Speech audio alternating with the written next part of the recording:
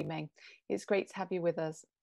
Before we start, please check that you have your interpretation settings for either English or Chinese using the button on the toolbar that says Apps, then Interpretation, and choose your language. You only need to do this once for the forum. We're aiming that this forum will be interactive today, so as the presentations move along, please post your questions into the chat box and we'll collect those and add them to the forum discussion today. 2022 marks ActAsia's 8th annual International Sustainable Fur-Free Fashion Festival. We've witnessed a fantastic momentum over the years supporting our fur-free goal and gained an excellent reputation within the fashion industry. Over this time, iconic and inspirational brands and designers have supported our work and voiced their views as fur-free advocates.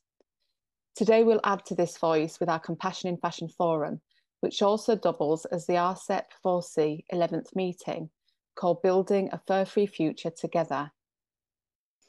I'd like to welcome Pei Su, co-founder and CEO of ActAsia, to open the forum and invite the other opening speakers to share their perspectives on fur-free and sustainability within fashion. Over to you, Pei.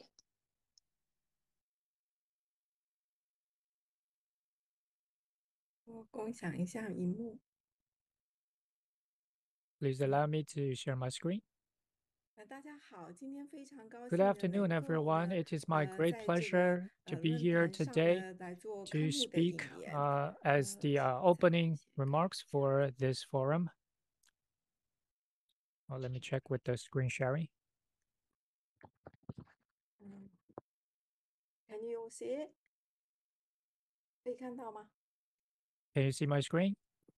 Ladies and gentlemen, it's my greatest pleasure to open the 8th International Sustainable Fur-Free Fashion Festival. Today is 2022 ActAsia's Compassion in Fashion Forum, which is also RCEP 4th 11th meeting. And it's a great pleasure and it's wonderful that we have many leading experts and guests to join us today. Thank you, everyone. It is my great pleasure to meet all of you here online to discuss about such an important topic of compassion in fashion, sustainable fashion, and we are honored to have organized this forum. And particularly this activity today has been supported by Mr. Zhang Lao, Dean of Academic Strategy of London College of Fashion, LCF. And in my opening remarks, I would like to tell you about why fur is something that we have to stop. What's the necessity of stopping fur trades? Let's take a look at the animals who are suffering from the pain and being killed in those fur farms. Millions of minks, foxes, and other wild animals spend their life and lives in narrow cages. They're deprived of the ability to perform their natural actions, and they are eventually brutally gassed or electrocuted to death. There are plenty of evidence which proves that fur farming industry violates the basic animal welfare needs. And there had been surveys consistently documented the serious animal health problems inherent in the fur farm systems, such as causing them to have self-harm, wound infections, or even they eat themselves or other stress-induced stereotypes.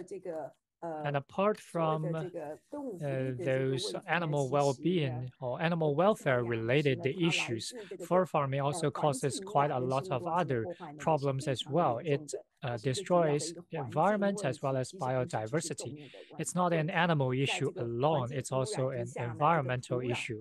It pollutes the land, the soil, the water, which eventually causes damage to the biodiversity and local places. For example, the mink in the American continents escaped from the farms and caused huge damage to the biodiversity, the ecosystem system that was well documented, and there had been similar cases in Spain as well.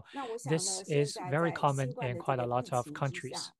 And now, considering the risk of COVID-19 virus, our lifestyle, economic development, even the health-being of humankind have always been challenged and brought with much concern since the beginning of 2020. Minks have been infected with COVID, and in Europe countries, in order to stop the spread of epidemic, they have killed a large amount of minks. Some countries have temporarily put the farming of minks fur on hold, while some other countries have set up laws to eliminate all fur farm animals, or just to they are bringing forward the plan of eliminating fur farming earlier than they had planned many years ago. And these are quite a lot of people's concerns, the connection between COVID-19 and the fur animals.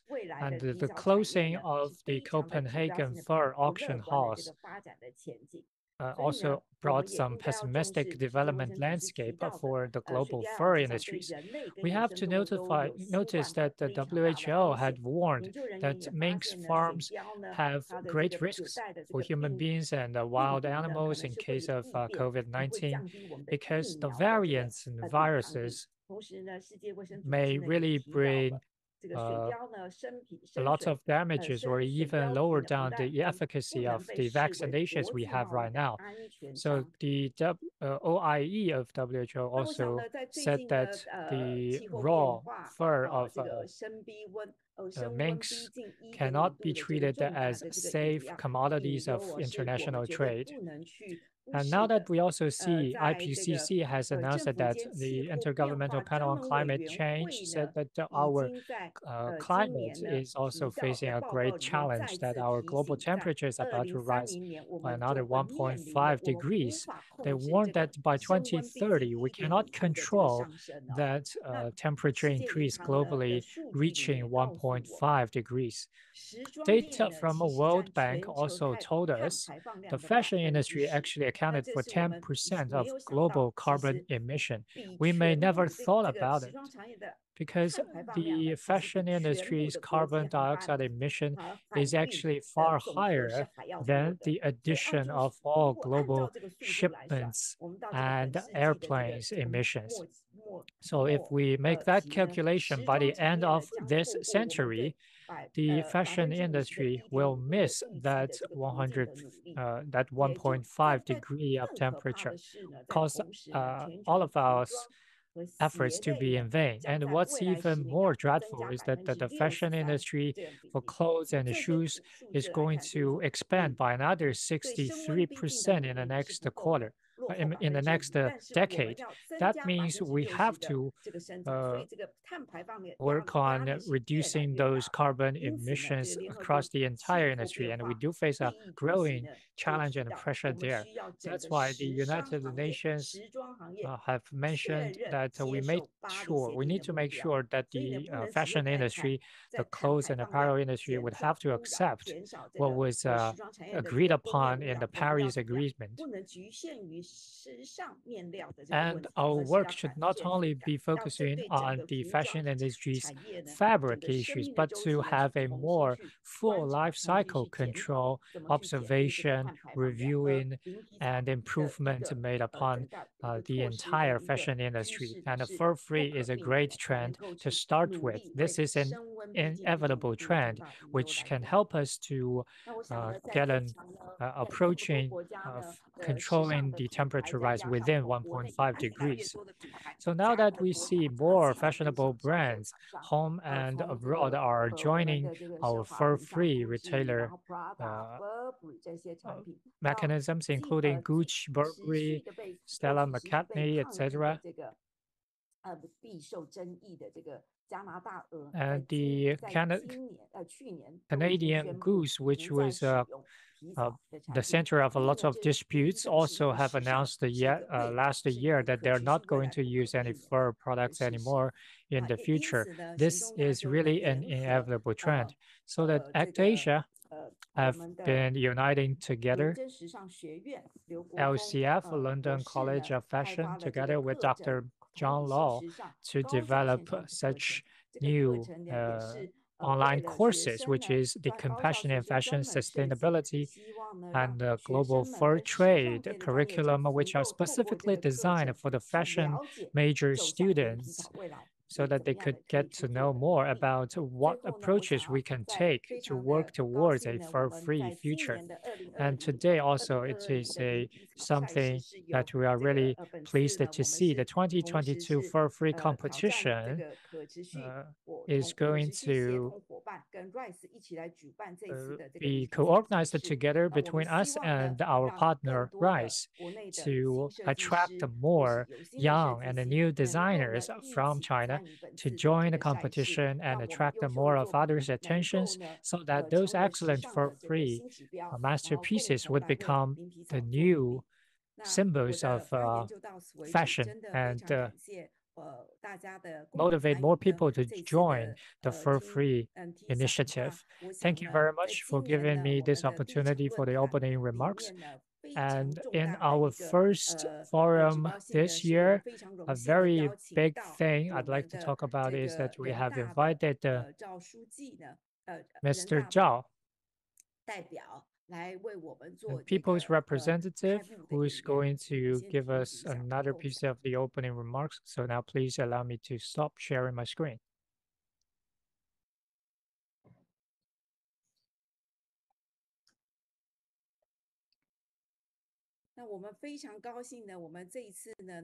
It is a great pleasure for us to see Mr. Zhao Wanping,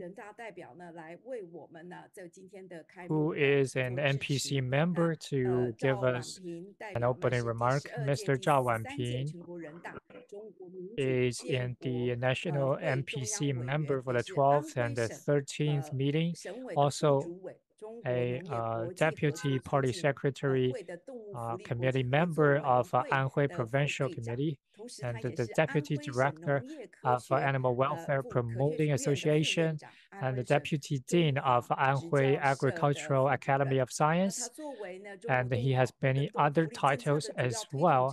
As one of the main promoter of Chinese animal welfare lawmaking and other businesses, he has always been on the front line to promote the harmonious existence between human beings and animals, and promote for the lawmaking of animal welfare.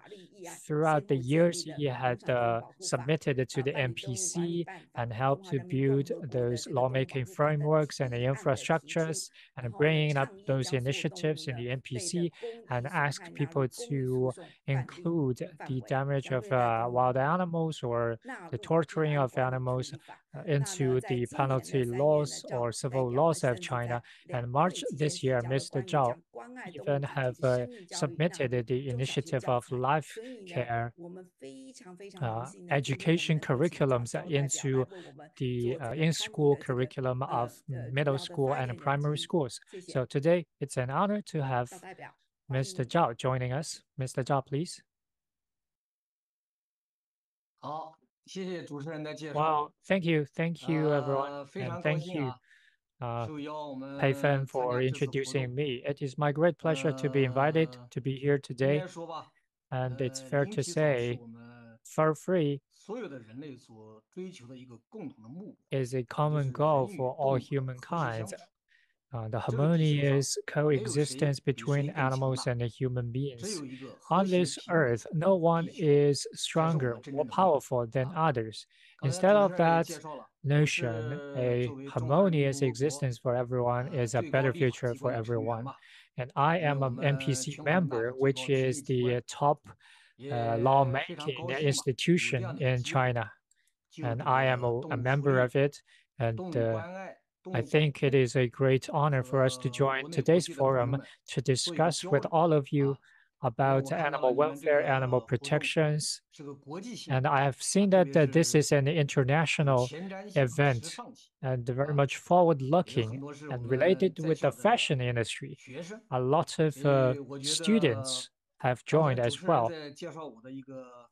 I think while Pei Fen was introducing me, she specifically mentioned that while I was joining the 13th National People's Congress, the fifth meeting I have submitted to the National NPC and suggestion, I'd say, a suggestion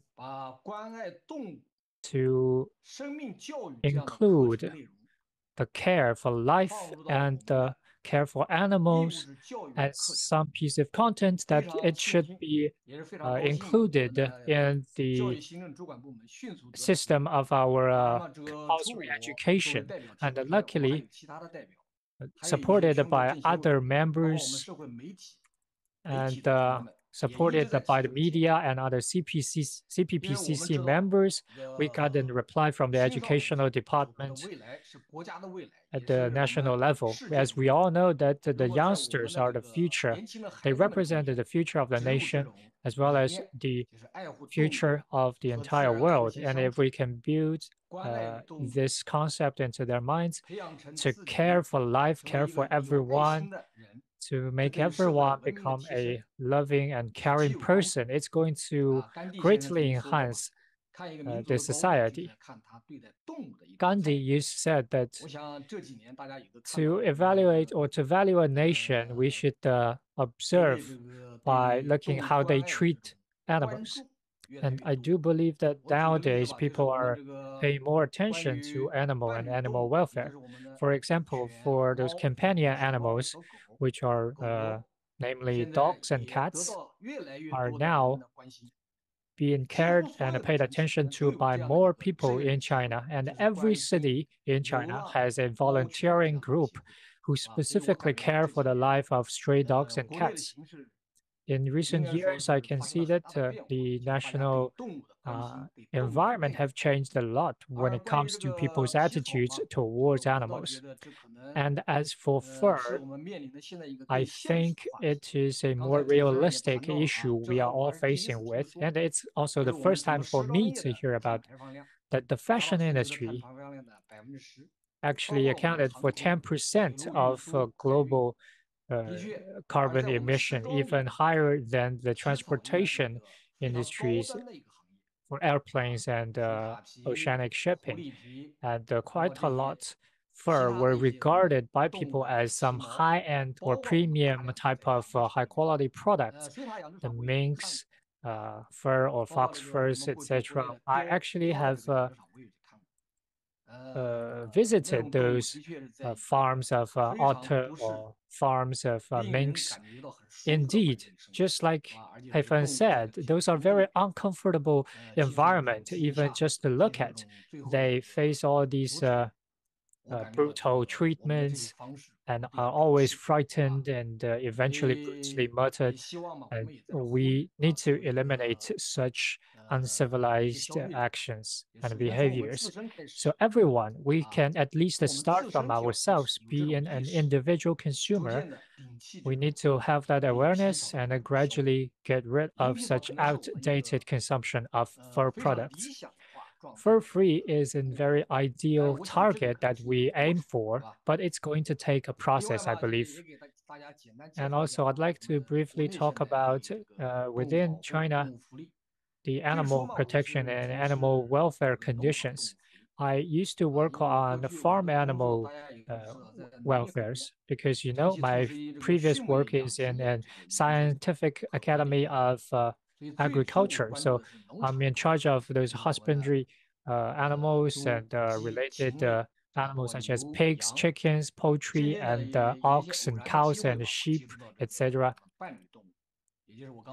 Then I got to know about the partner animals like the cats and dogs, and I thought that was also a big issue in the society. Now, for the abuse on animals, we don't really have a law to refer to.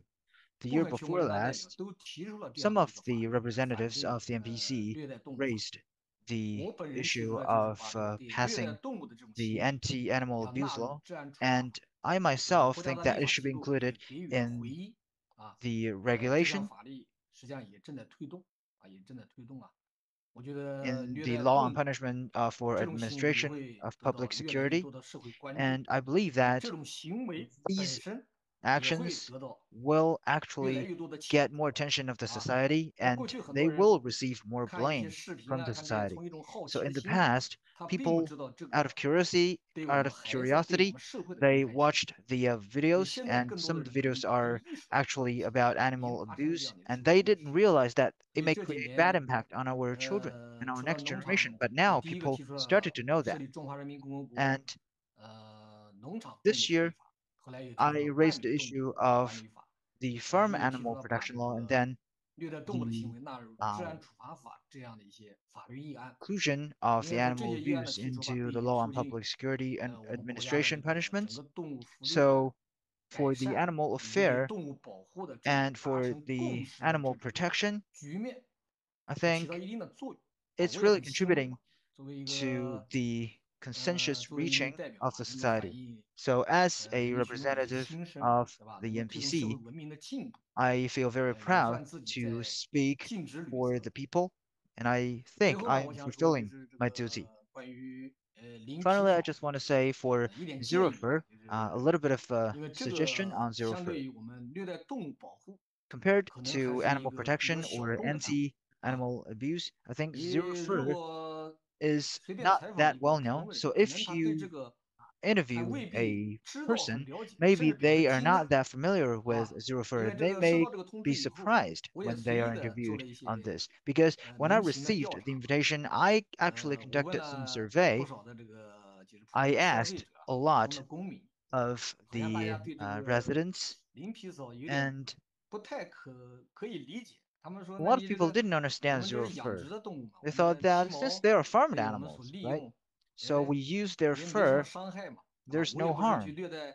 And we're not actually abusing the dogs or cats or other animals. So we think that this subject is of great significance, and we need to raise the awareness of the society because this is a professional field. And we are very familiar with the animal abuse, and when it comes to animals, we will think on different levels. And once we realize that, I think for the fund or for Act Asia, I think you may have a heavier task, especially you need to educate the youth, just like what I just said for the uh, rescue to the stray dogs or cats. We want to include that into our textbook, and I think those can really contribute to the education of the next generation to help them become more loving and caring. For the fur industry, I'm not that familiar with this industry, but I do think that this is very meaningful. So, upon the invitation, I was very glad, and I said, as long as I have the time, I would attend. I just came back from a work trip. I arrived literally like 5 minutes ago in my office. And the other significance is that I can come here and get to know a lot of friends in animal protection. And I hope that we can keep in touch and maybe we can contribute more to the dream of Zero Fur. Thank you. 代 Thank 表 you, 的这个给我们的发言 Zhao 跟 Ping, 致辞哦。for 那我 the 们其实呢 sharing. 也非常刚 And 刚您的指导 actually, 也是非常好。我们怎么样让 you 您 gave 提 great 早呢可以 advices 让 on 更多人 how 去 we 了 raise the 解，更多人 awareness 去 of Zero 关 Fur 注这件事情。有 and 事情要 attract 从 more 教育、people's 从宣 attention. 传上呢 We 一 also 直在 need to 努 do 力的 more 方 in 向，特别 the 是我们这 propaganda 些 and 包 in 含儿童 education, 教育呢，就是希 especially 望 for 从 the care 孩 of 子 life and 从 also 小就 for 能 the 够了解到我 education 们 of 对 children. We 自 want 然 the 环 children 境，我 to 们对动物，我们 understand 对人 our 类保护自己 obligation 自身的 on 这 the 个 nature, on 行为应该要 animals, 怎么 and 去 on 展示。ourselves. 那可持续未来呢，应该 So 是要 for 零 a 皮草，因 sustainable 为零 future, 皮 of 草 course, we 产业 need 跟 Zero 交易 Fur 带来 because 给我们的 zero 环 the 境，fur 还有 industry 我们的这 really 个生物多样 bring 性的 a 破 lot 坏，of harm 甚至呢，现在 to the 是人类 nature 健 and the 康跟福利 biodiversity, 都 and 是，还有特 also it 别是 brings harm IPC to 这个 the health of IPCC people as well 现 as 在 the 最新的 animals. 这个 And now, with the IPCC target of lower than 1.5 degrees, we can no longer just sit aside. So thank you once again, Zhao Wenping, for the opening remarks. And I believe that definitely this is not the end. In the future, we will continue to work together to make our future brighter and reach the target. Next, I would like to invite another guest, Xiong Yudan, Xiong Yutong. She is the Deputy Secretary General of CBC GDF, and he's also the member of ASEAN, and she's also a researcher and Deputy Secretary, and she is into the Sino-US relationship and cultural exchanges. She is very familiar with the media atmosphere of mainland China, Hong Kong, and the US, and she has a lot of experience in the media operation, and she has a lot of experience in the internet and finance and so on and other topics. So let's welcome Ms. Xiong.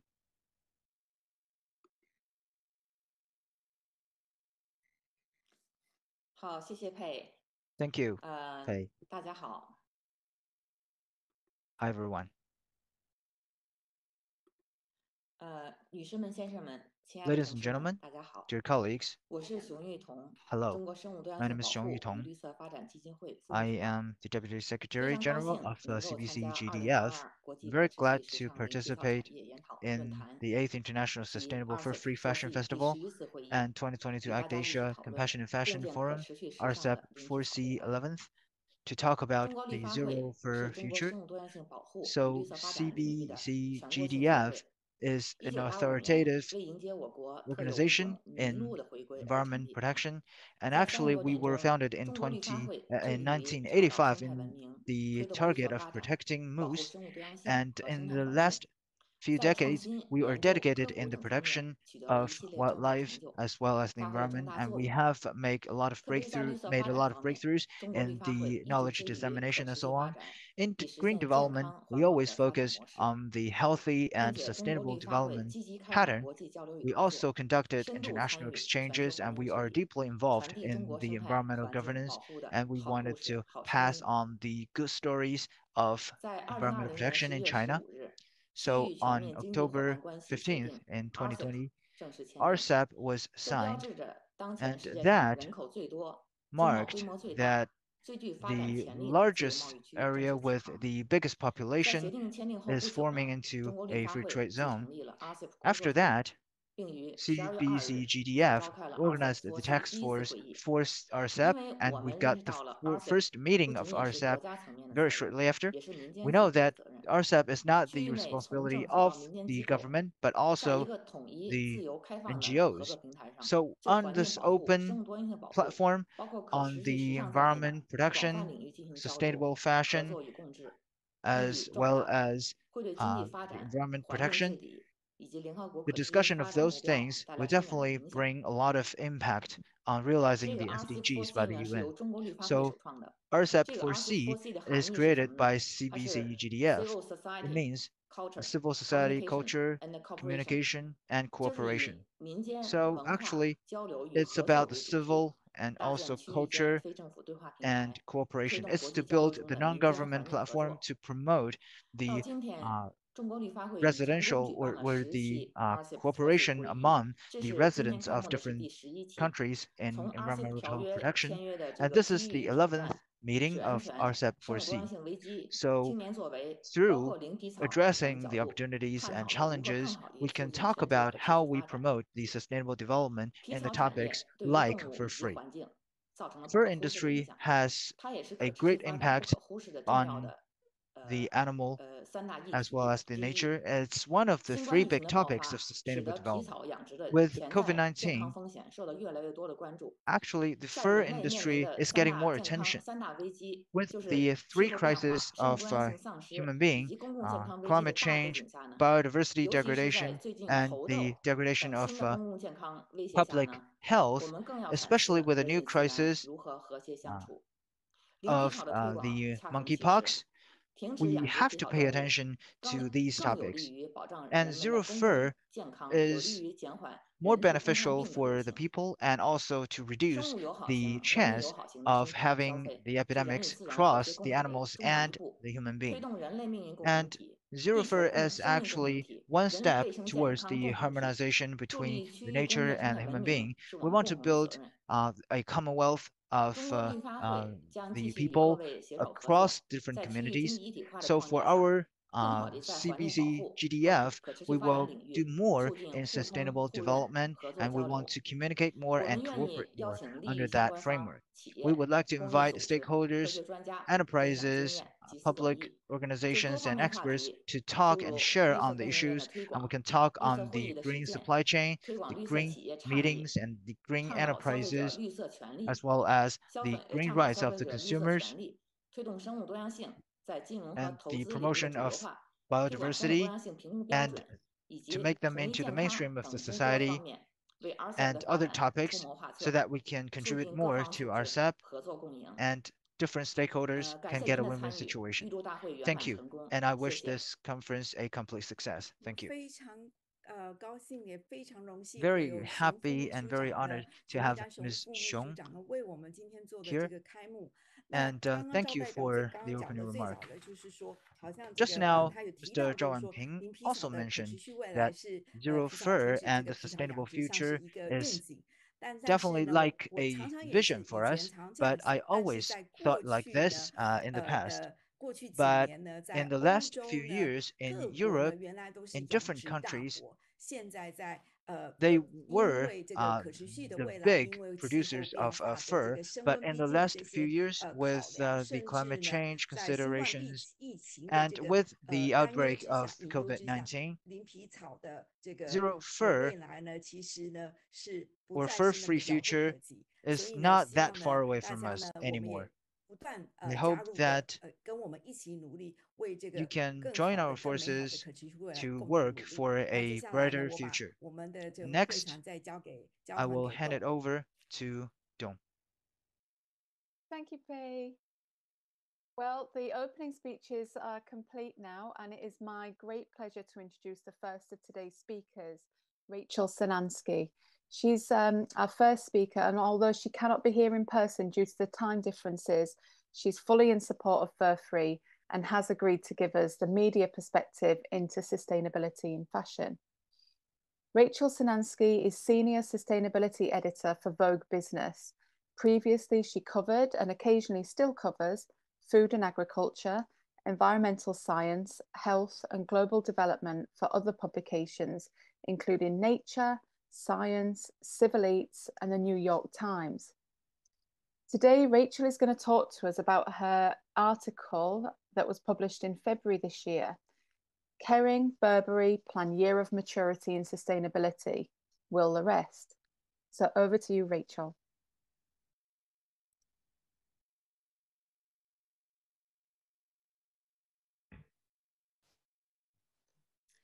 Thank you, Dawn, for that introduction, and thanks for having me here today. It's great to be here with you all.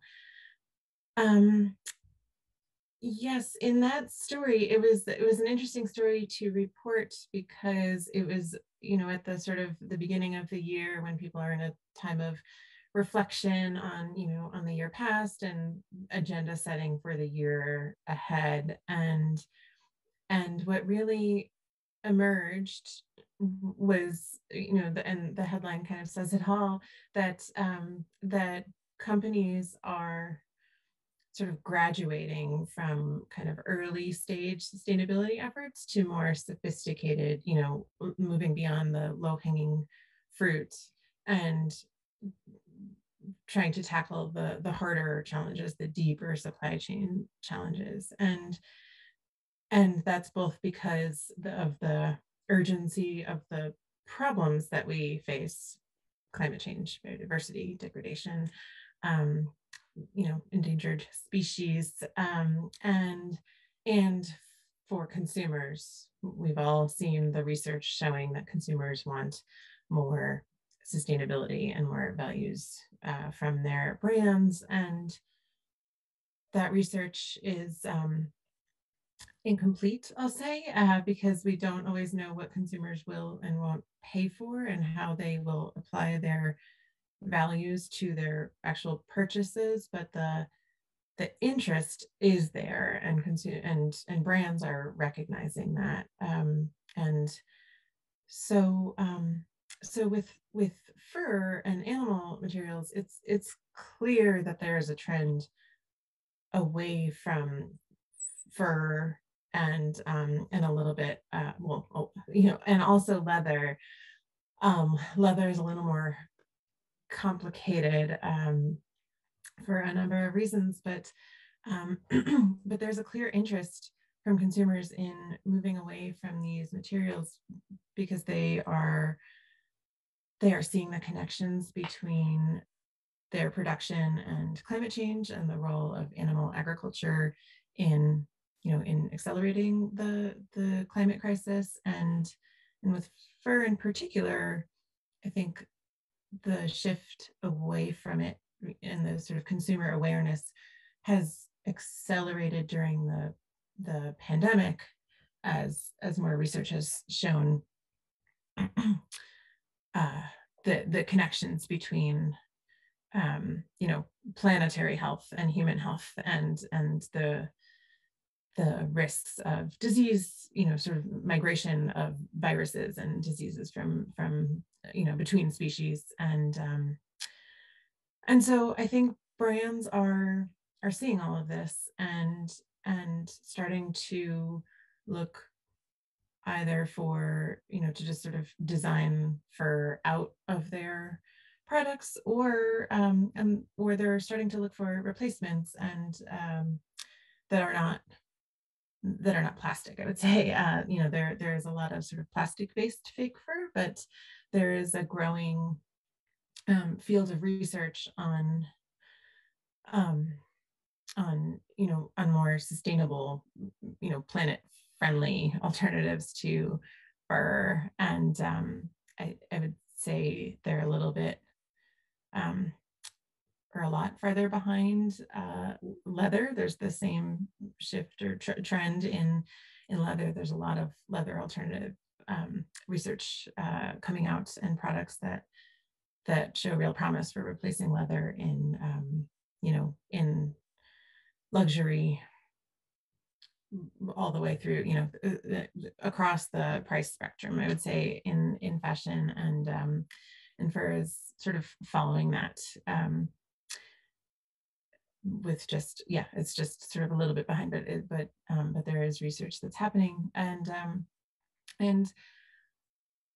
as we've seen, companies, Kering last year, which owns, the owner of Gucci and Balenciaga and Saint Laurent, Kering took a big step when it announced that at the group level it was phasing out fur, and a number of others. The list grows of companies that are announcing a ban on fur. And I think it's not gone completely. There are plenty of brands still using it. I think what's important to think about, and what is a sort of opportunity for brands, is to recognize the potential for leadership. We're in a moment where, if people are starting to recognize, potential issues or ramifications of a certain material, some consumers are moving away, but some might not be, themselves, but they often sort of value a brand showing leadership on an issue, and showing, brands that have you know, that want to take a stand on something, and they and so I think, you know, brands might not necessarily need to take a stance on something like fur to, you know, in order to keep all of their customers at this point. But I would say that it's an opportunity to show leadership and to really sort of be able to engage with and really build relationships with customers more, by showing that they want to take a stance on an issue like fur. And going back to that article, you know, this is a year when consumers and brands are really waking up to the realities that we are facing. And, you know, a few years ago, it might have been enough to say, you know, we're using efficient light bulbs in our stores, or we are reducing our, you know, waste by a certain amount. But the last year and this year are really the pressure is on, and brands that are able to stay ahead of the curve and really show action and leadership are the ones that I think are going to succeed the most in the future. And because consumers are shifting and the world, you know, is changing. And so it's sort of you know, future proofing a little bit, and really just sort of present proofing, you know, just being prepared for the changes that we're seeing in the supply chain and in consumer demand. So yeah, it's really a time to sort of accelerate action on everything, you know, across the board, including, you know, renewable energy in the supply chain and on the materials that that a company uses in its products, such as fur. So thank you for having me today. I hope that was helpful, and it was great to be here. That's just what we like to hear. Rachel put it very well. The brands that show action and leadership right now will be the ones that are successful. And that's what we want. And especially for our fur-free retailers, we want them to be successful and be leaders moving forward. So from media and over to designers, and Pei will introduce our second speaker today.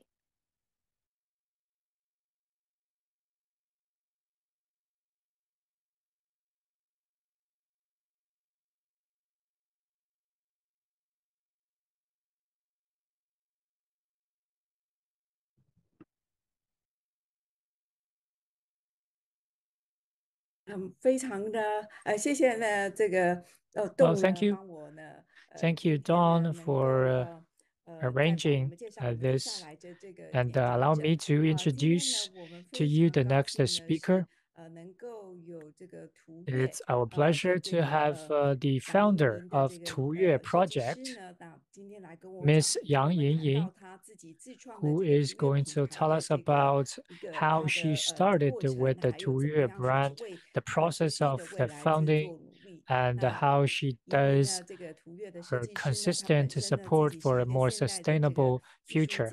She herself is not only the founder of Tuyue Project, but also a distinguished contemporary artist. And starting from this project, she also started to become a director of the Sustainable Fashion Designing Association in Guangdong, also had been ranked one of the top 10 designers in Guangdong.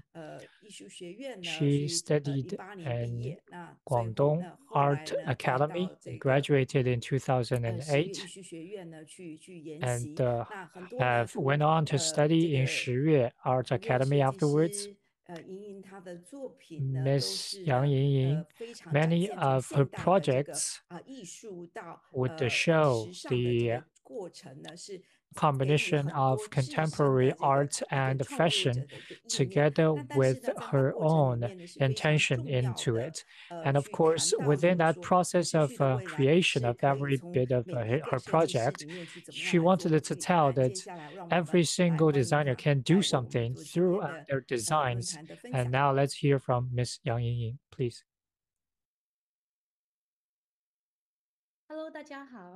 Hello, everyone. Well, it is my great honor to meet you here, and thank you very much, FFR, for inviting me. And I'm still quite concerned and worried and anxious. I'm not sure if I can offer you the really useful information, but all I can do is to stand on my own perspective to share with you about my experiences in the past years. Let me share my screen here. Just a moment, please. Don't worry.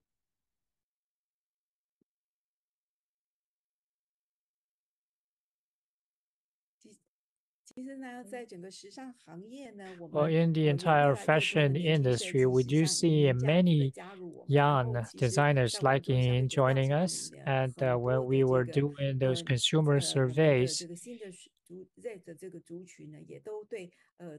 a lot of people in the Generation Z really paying attention to the sustainable fashion industry. Now, can you see my screen? How about now? Well, we do see your camera pic, but not your shared screen. Is that so? Oh, well, a few seconds more, please.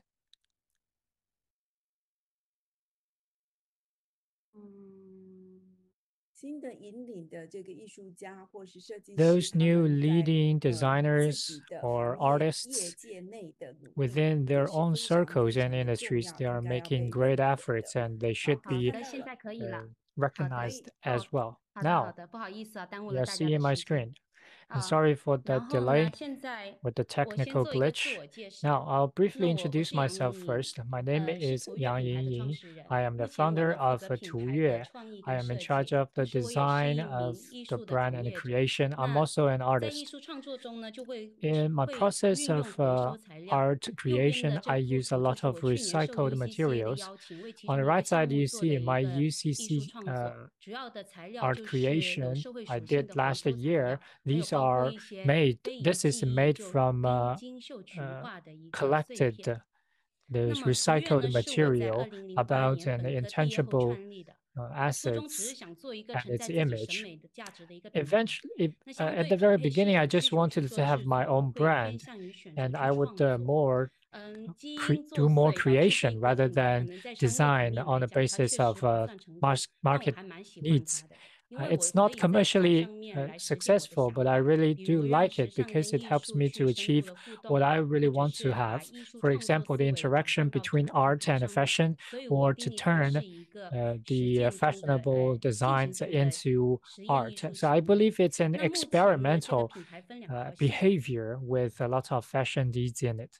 So now this brand has two main lines. The main line of the brand is accentuated with complex profiles, and it shows the romance of humanism in a Chinese style and expresses its originality. Tuyue, just like any other brands, has our own social responsibility. So I often think about what purpose we have in doing those.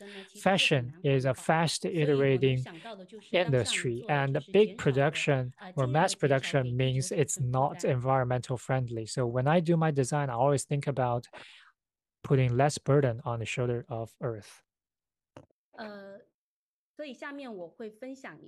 And now I'd like to talk about the road of Tuyue's journey towards sustainability and fur-free. The first time I had a sense of crime or guilty, I found that all those wasted materials from factories would directly send to the landfills, and I asked them to send it to the other places who would still need those wasted materials, which are the leftover material. And I found very guilty putting them of no good use. So we started to do some design with those leftover materials, and they're named of a guilty conscience handbag made from leftover materials, and we give them out for free to our clients. And our feedback from them were pretty good. So eventually we started to do more creations with the leftover materials. Those garbage in ordinary regards, but actually can be turned into something very interesting and really useful. Every December, we would have a activity together with our clients. Use your old clothes that you do not wish to wear anymore, and also create or compose a story to connect herself with Tuyue, and then we would give them a new piece and turn those old clothes into our warehouses, and eventually, when it comes to a certain size, we will create another creation or project that is useful and also sensible and significant. I'm really worried about wasting. We always do those creation. We used to have bags, but eventually many clients do not accept those old garments. So when there comes a refund, we would have all those paper bags collected because these are used for once, and then we made them into recycled paper. And even though human labor costs were put into it, however, it's pretty romantic. As you see, it is now turned into another artistic creation. In 2019, I created this project all from recycled paper bags. And the concept of sustainable fashion actually came to me from another advanced designer who studies the textiles and the yarns, especially those high-end yarns. And he often travels between Milan and other important cities for yarns.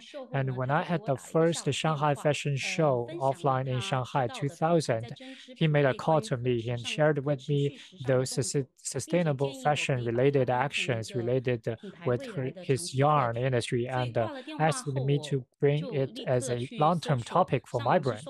So I started searching this material a lot online, and that was a pleasant day for me to remember because I began to know that except for using recycled garments and materials, but there are also new materials that I can use and do something that are related to sustainable development. And then in 2020, I became known in FFR, and it took me less than a second to decide to join. And Tuyue had since then became a sustainable fur-free brand since then. And also, when we are appearing the principle of sustainable fashion, we have done something else. So let me share them with you. The first one is say no to overproduction in order to contain our inventory and do limited edition sales.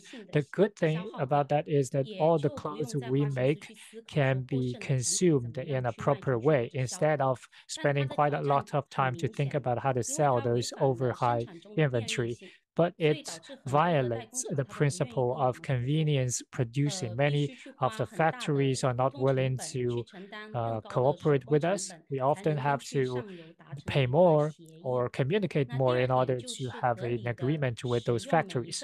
The second thing is that to properly use every piece of garment and fabric, we have people to collect those leftover materials and have specific management and to have more reasonable cuts and designs so that every bit of those material can be really used. The one you see in the middle of the screen right now are those re-dyed leftover materials, and then to have a unified color so that it could be used somewhere else. 2021 Fashion Week Shanghai, we had an inner survivor series.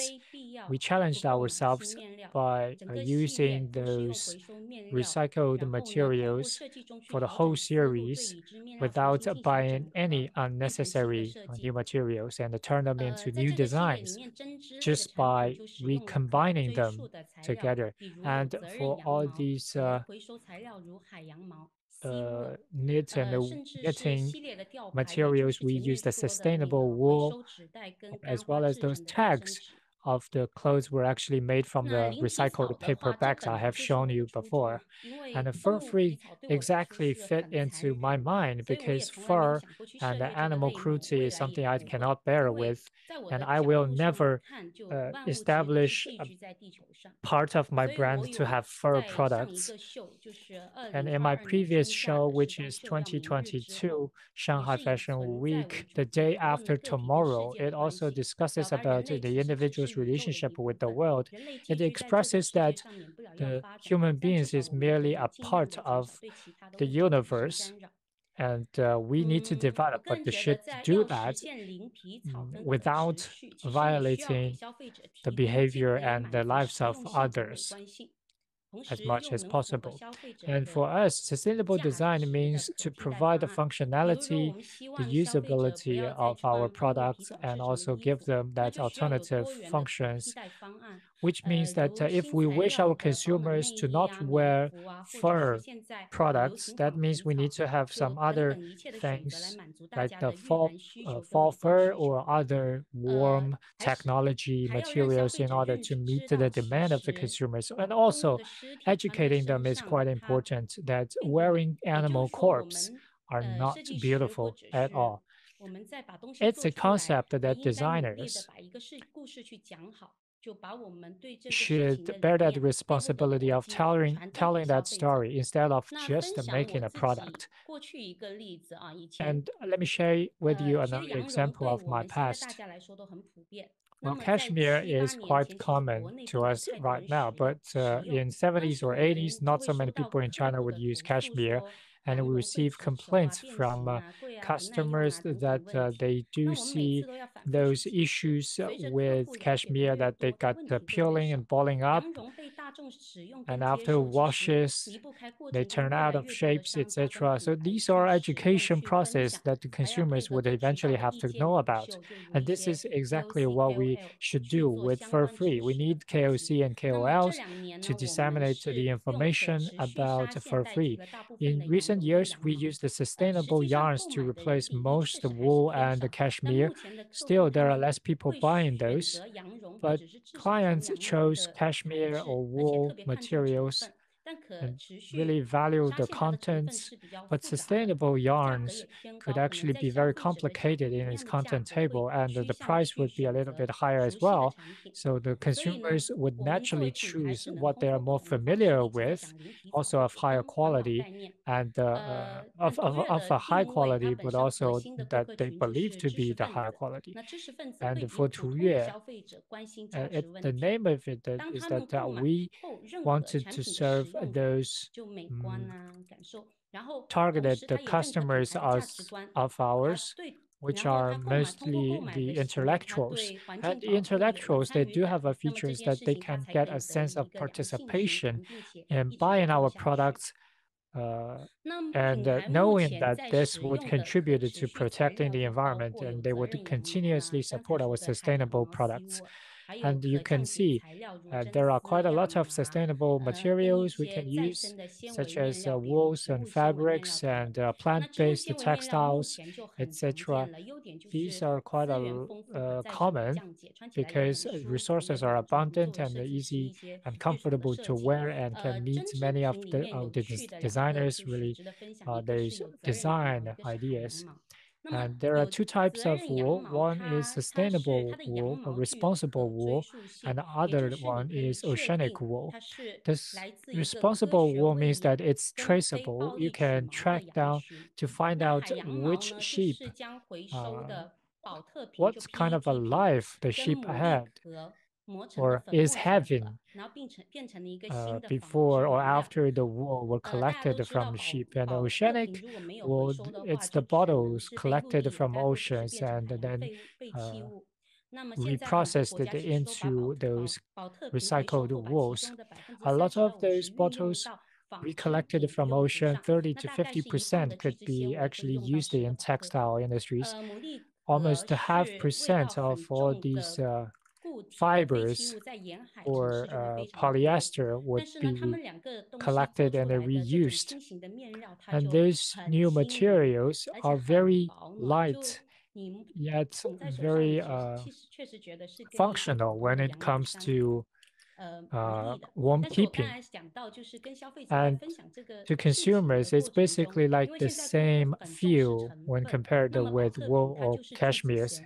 And the many clients, of course, when they see that this is polyester, they would naturally think polyester products are not good as the cashmere or wool products. So this is what needs our education. Then for the fabric consumers, like for designers, I am really interested in the practicality and also the sense of aesthetics of the material. For example, for the sustainable material, if it's on par with my aesthetics and also the story behind it is really in line with my will to promote sustainability, then I would like to use it in my design.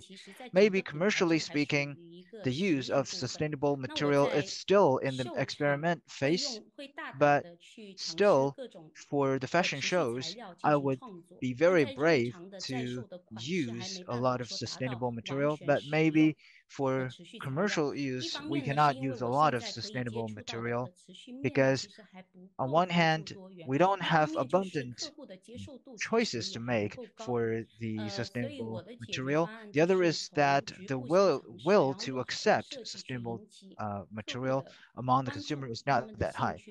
So what I would do is that I want to use design to draw people's attention and improve their interest, then we can really do it, in a step-by-step approach. Finally, this is for discussion. So the challenges and the outlook in the sustainable fashion future. So there are several issues that we ran into. We already mentioned that for the consumer, for them to accept this, they need a lot of time to accept it. So basically, the economics just doesn't work. So without a lot of support for the fabric manufacturers and for the designers, they need to work together. For example, for Tuyue, we can do like the knitting project. We got the support from a pioneer, and also for the yarn. If we don't do a proper job, it may harm the cost economics. But this pioneer has some history with my family, and he also wanted to promote this, so we aligned and really make that happen. But it's really rare that you can get alliances like that. The second issue is the extension of the first one. As for a brand designer that is really open to new material or sustainable material, it's really hard for me to get some company in this field. So in March this year, I really wanted to really enlarge the topic or the theme of sustainable material. I wanted to use some of the material that I haven't used before. So I contacted some sustainable material manufacturers and I wanted to check their fabrics. And some of the companies, they just say that we don't need this. But some of the companies said that, well, there's no discount. So if they only provide a small sample and then I would have to decide whether we have a big order to them, it's really hard. And then, of course, I succeeded in cooperating with some companies. One company did the sustainable material in replacing fur, and I tried it. I thought that it can really replace fur because we can dye and print on it, but we didn't realize cooperation because the time is an issue. We cannot make it in a short period of time.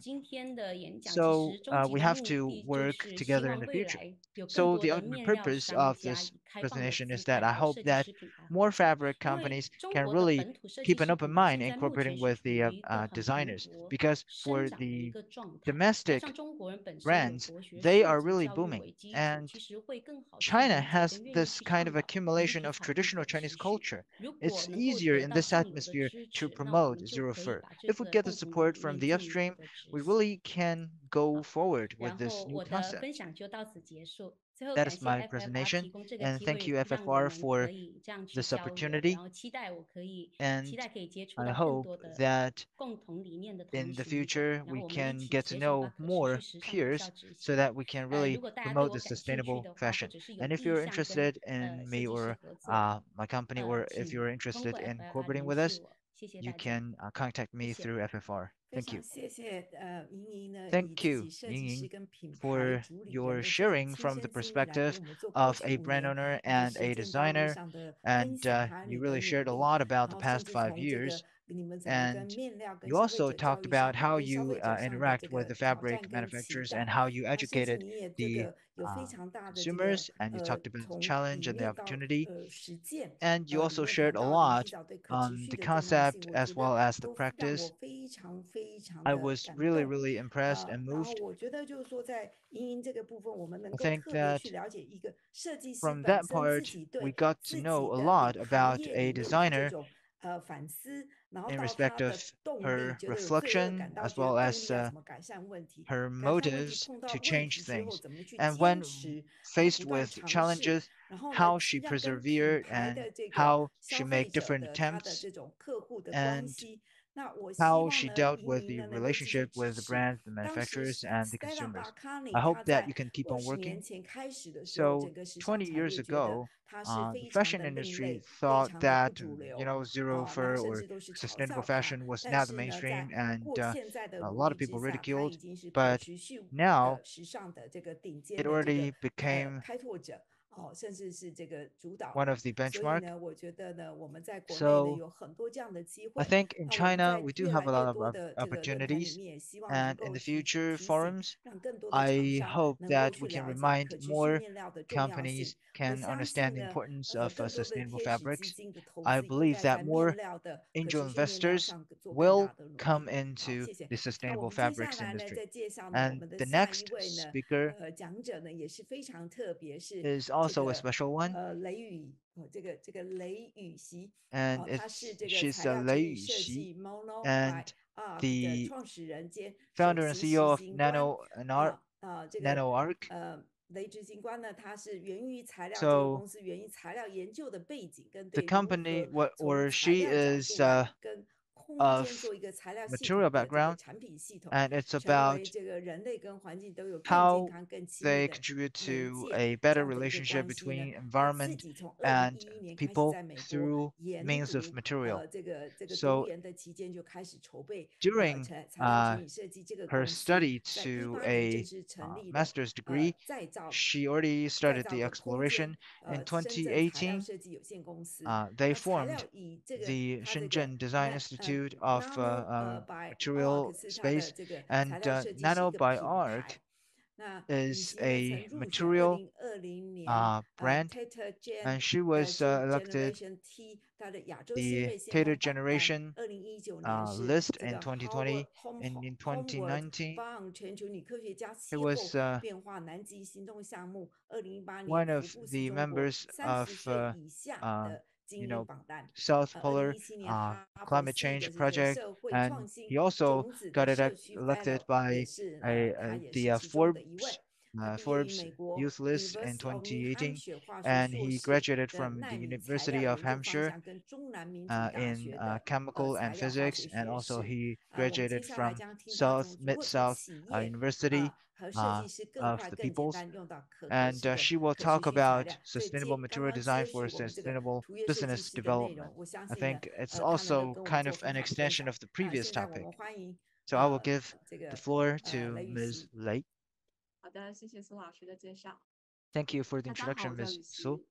So my name is Yu Xi, and maybe when you look at the name of the company, it's a bit difficult, right? Because I learned nano material, but I'm really interested in the design. So arc, that means architecture. So we thought of how we use sustainable approaches to enable better space for the people and also the nature, so that the space can act as a media to have more harmonious relationship between the people and the nature.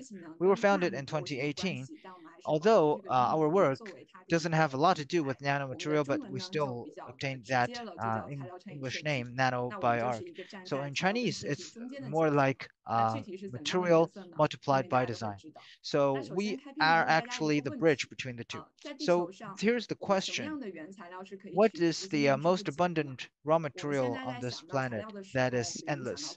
So when it comes to material, especially when it comes to space, we may think of using bamboo, but bamboo also needs 6 months of growth. So hypothetically, if everybody starts to use bamboo and it's becoming a hit material, then within a certain period of time, bamboo will also not be recoverable because it needs time to grow. So what kind of material is actually endless? Actually, it's waste, all types of waste. So can we use waste as a source to produce it into all kinds of product or material so that we can use it in the product design or in the space design? It's just like people, when they use material, it's linear use, it's single serving. We get the resource from the earth, we make it into things like clothing or a house. When after using, basically it goes into the trash. It's wasted. Normally we don't recycle it, and basically we just incinerate them or let it go to landfill. But if we look at the nature, everything is in circle. There is zero waste. And strictly speaking, human being is actually the only species that is creating garbage on the earth. So maybe one day when we use the material, we can be like that in nature. We don't have any waste. So that is our concept, and we started doing it.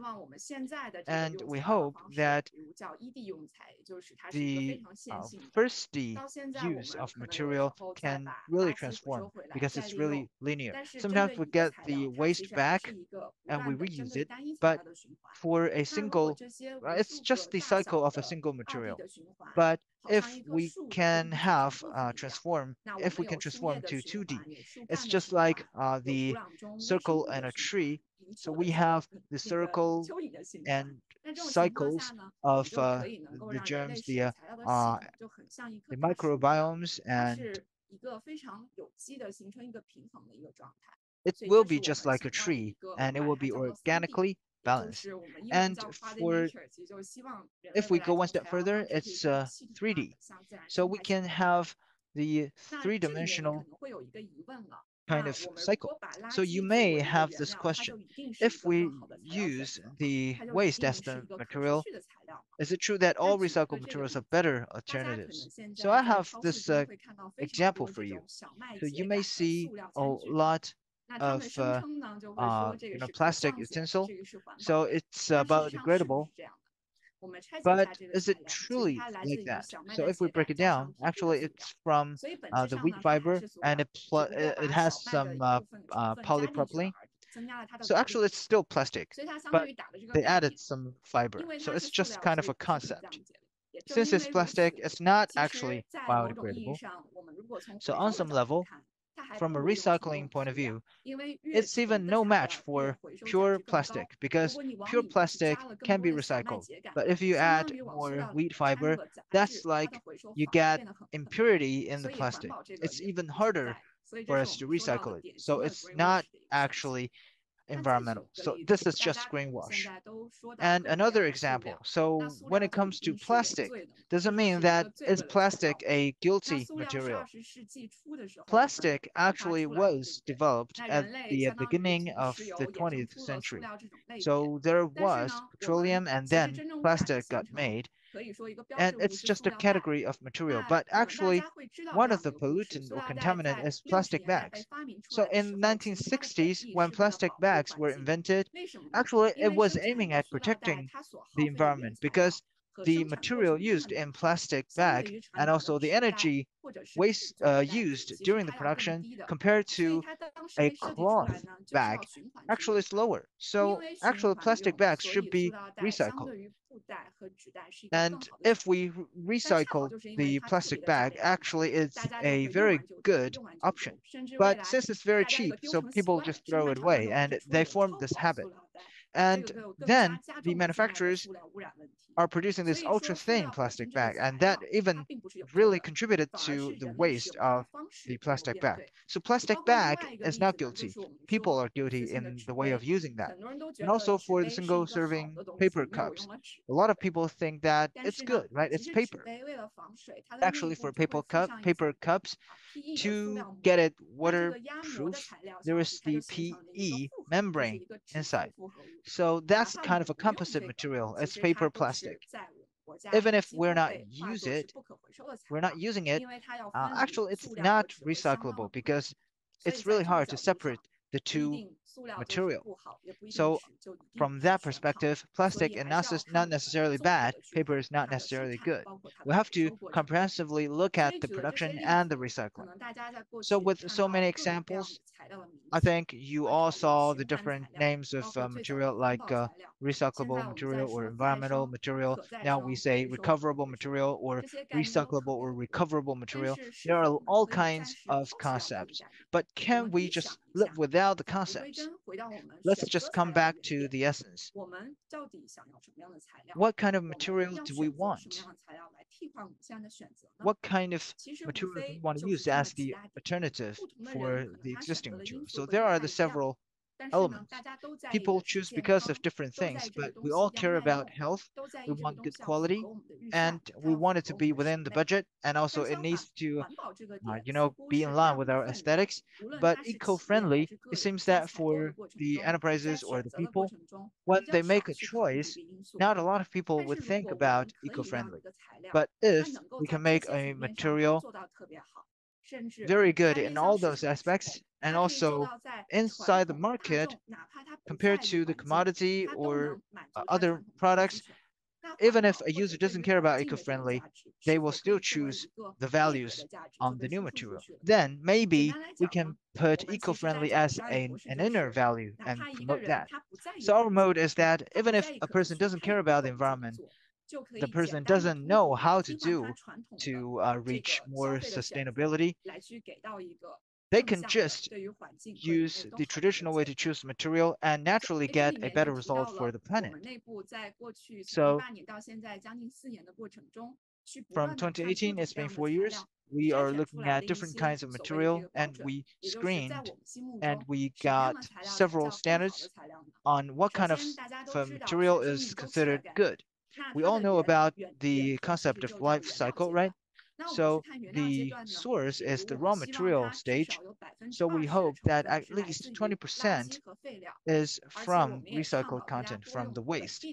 And we hope that we can use locally sourced waste. And we want to use minimum types of material. And during the production, it needs to be produced in a responsible way. And also it needs to be caring for the health of the producer, and it doesn't harm the worker's health.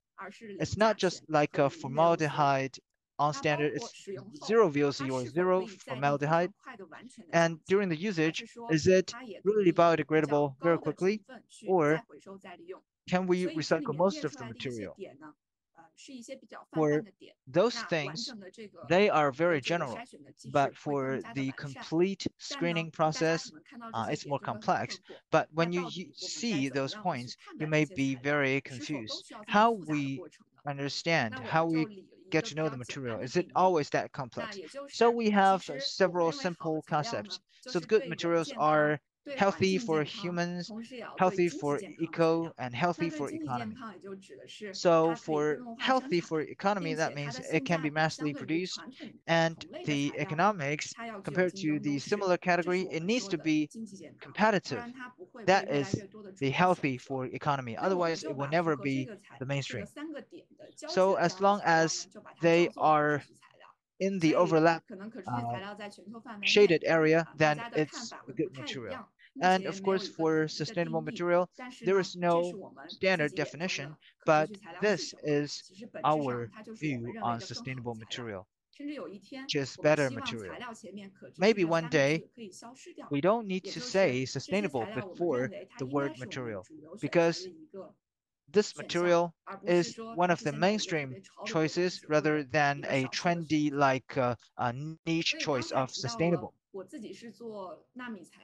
So just now I said I started with a background of nanomaterials. So my fundamental researches were my background. And during the process, I found that there are quite a lot of good materials that were buried in documents and literatures, but not in our real lives and applications. And many designers actually wanted to use such materials, but it seemed pretty difficult to find out about them. So we wanted to be someone, the designers, so that we can allow the designers to use better materials if they want. And so we have found that the market and the space requires different materials as well. We wanted to be that rich. At the same time, if the scenario through our efforts and through sustainable designs could be better, or if the material, it uses recycled material, but what if its content is using petrol material using as an adhesive? So can we use it, but by replacing that adhesive within the material with something that is of a bio-based material? So in 2018, therefore, we created the sustainable material design in 2018. Our basic purpose is to solve the problem for business clients from the perspective of materials and sustainability. Now we have two ways of doing so. One is material replacement, which is simple. You use a certain type of material and you have a design requirements and budget requirements, and we help you to find something to replace your original material to fit into your budget plan and your functionality requirements. But also we wanted to help the enterprises, the process to be more accelerated and less communication cost when it comes to material changing. Like in the past, those clients would give designers a material manual so that they have to read it carefully and come back with a lot of questions. And that's quite a lot of communication costs between them. And I believe this is one of the reasons why a lot of designers and brands would like to use sustainable materials, but don't have time to understand all about them. So this is what we can help to serve: replacement of original materials. Another line we have taken on the right side of the screen, a lot of brands are not satisfied with using new materials to replace it. They want to leverage the wasted material out of their own production. If we can turn it into a new space, a new exhibition, and that's a closed loop we can build within an enterprise. So these are the two things we help our clients to do. And as I said, in China, there are quite a lot of materials that are up to that sustainable material standard. So we've made this collection pool, which we have lots of materials to replace the traditional plastics, wood, stone, fabrics, paper, and the glasses.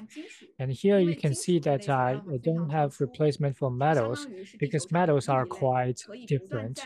because it's the only material on Earth that can be remade without sacrificing its physical performance. You can find that why in the waste collection industry, always there will be people collecting metal for money. And this is why we don't have to worry about that.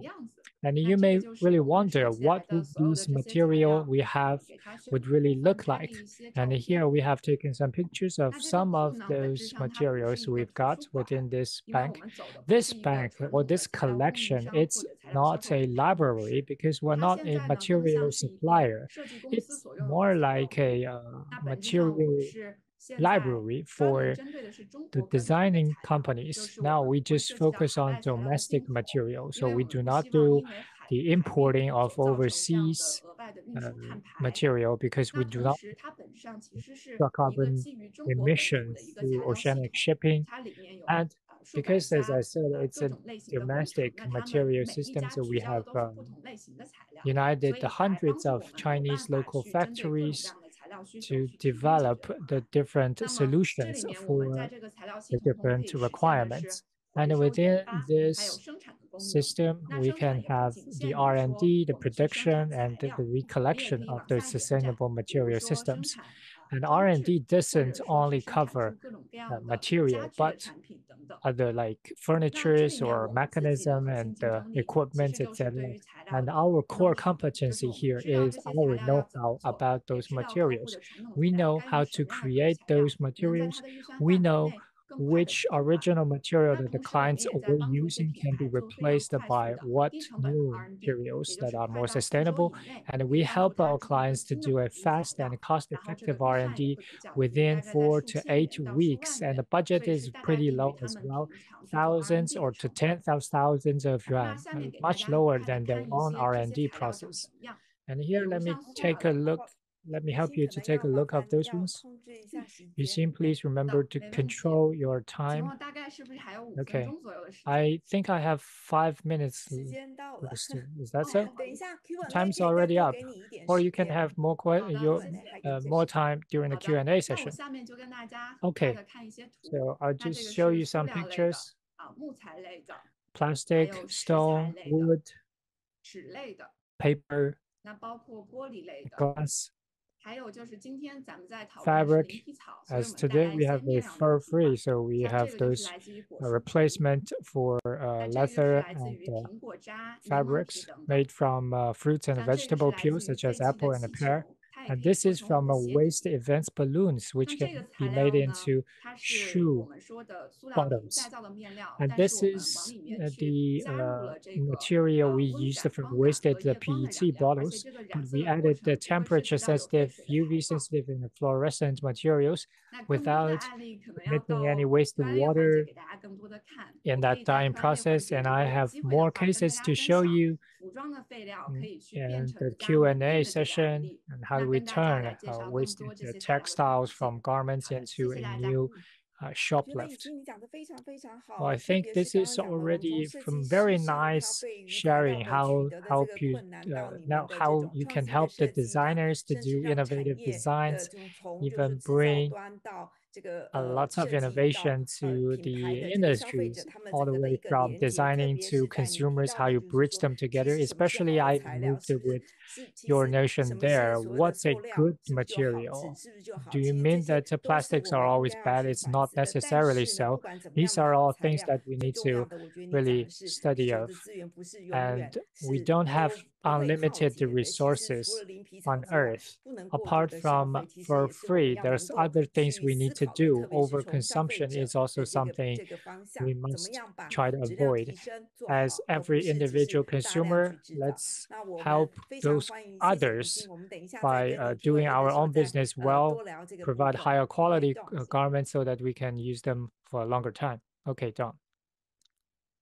Oh, thanks, Pei. Yeah, brilliant presentations there with so many options and different sustainable materials to choose from.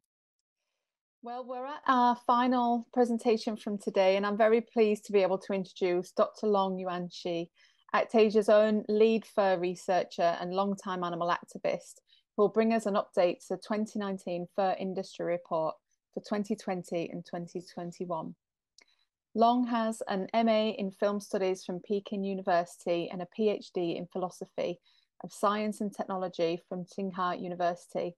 She's a member of the Board of Directors of the Society for Animals and Humans in Taiwan and the Culture and Animals Foundation grantee in 2019.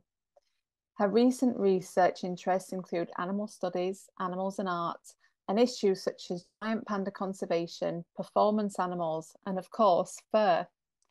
Long has initiated research and advocacy projects in East Asia and Europe. Long has published academic papers and core journals, and in 2019, she launched a new media platform, Animal Pet Talk. Most recently, she's the author of the illustrated book, The Mother of Little Foxes, which is something else I'm sure we'll all like to read. So over to you, Dr. Long.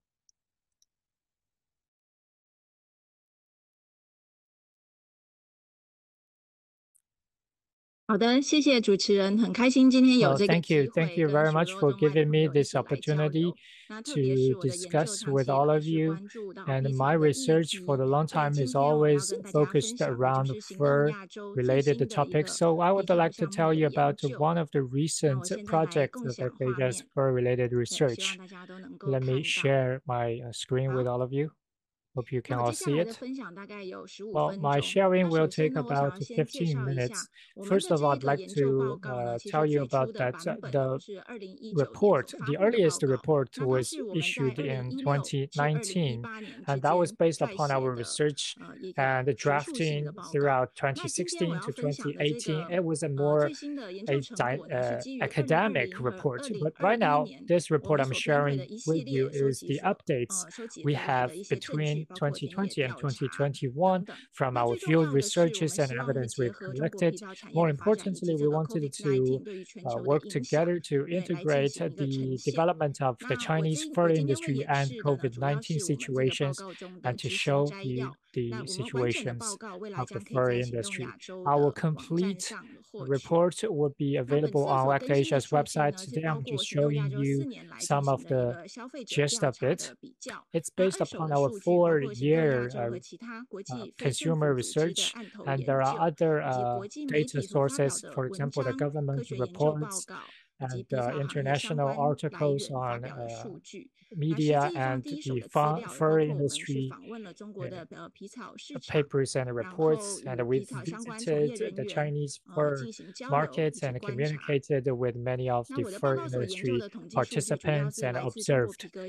And we also collect information from China Leather Association, IFF, International Federation of Fur, etc., and just consider those most common animals: minks, fox, and the raccoon. And here I also want to say that the trend of fur industry in the past years, many people would think that the minks is a standard fur animal, but that is not accurate, because for fur-related fashion or people's like for fur actually have shifted long ago. Now, with this slide, I'm showing you that in early 2020, we had the COVID-19 outbreak. It was significantly affecting people's health. And also, it tested how vulnerable our medical system could be in those cases, and also interfered with the global economic patterns and interfered with the logistics as well. There had been a COVID-19 outbreak in minks farm, and a lot of countries have killed animals in those fur farms or even established the laws to stop fur farming. Denmark in 2020 have killed 17 million minks, and the famous Copenhagen Fur Auction House closed its business in 2023. Netherlands also brought it forward 3 years earlier than its plan of banning fur, and other countries like France and Estonia, Hungary, and Israel, etc., have either stopped the trading of fur or the production of fur. And another trend we have seen is that those international brands are going for free. FFR or more fashionable brands and the designers are all following their leads. Kering Group, Adidas, Ali magazines, they have all chosen to go for free. And in China, we have more popularity with those brands who have gone for free. And in 2021, we have asked more than 10 brands to join FFR. And now in total, on the Chinese market, we have 56 FFR brands. About WHO in China, there had been a joint research whether COVID-19 starts in COVID-19, or it's very likely to have one pathway of infectious disease emergence with an intermediary host. China will achieve its substantial domestic fur production level cut and cut down the size of the domestic market. Considering the closing or the potential closing of Copenhagen auction house and the Danish fur farms, there have been a wide cut in importing of minx fur and causing the Chinese market to have a shortage of fur and also caused the price fluctuation as well. But in the future, China will definitely have more substantial domestic fur production because of that and generate a domestic market. This is what can be seen for the moment right now. In 2020, May, our National Catalog of Livestock and Poultry Genetic Resources were published, and 16 wild animals were added into it, and 4 animals are actually not for meat, and these are the 4 mink, blue foxes, silver fox, and the raccoon dogs. And these are 4 animals specifically for fur farming, which means that they are now deleted from a wild animal protection law, but now considered as livestock and poultry genetic resources, which means in the future, other wild animals can follow the same trend, and this is really of our concerns. In 2016, the size of the Chinese fur industry, it was 389 billion. It was only 0.5% of the Chinese GDP, but it's a very large size already. And the banning fur, we know that it's a big challenge in China because the Danish change over there, the Chinese mink price for actually increased by 30% within 1 year, and this is unprecedented in the past decade. But looking into the future, it's not possible for China to always depend on import to meet the demand of the domestic market. And the wild animal industry size in China, according to the report, it was around 52 million yuan. And fur accounted for 75% of that. And with our attention is that with the global pandemic of COVID-19, the cost that humankind are paying, it's 5.6 billion US dollars for the entire human race, and it's a huge loss.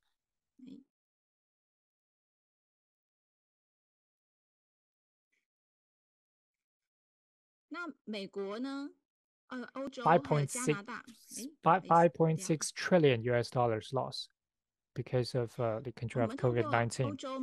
And now that Europe, Canada, and the United States and other 6 main fur producers and compare them with China, we can see that the mink and fox fur production volume are getting lower.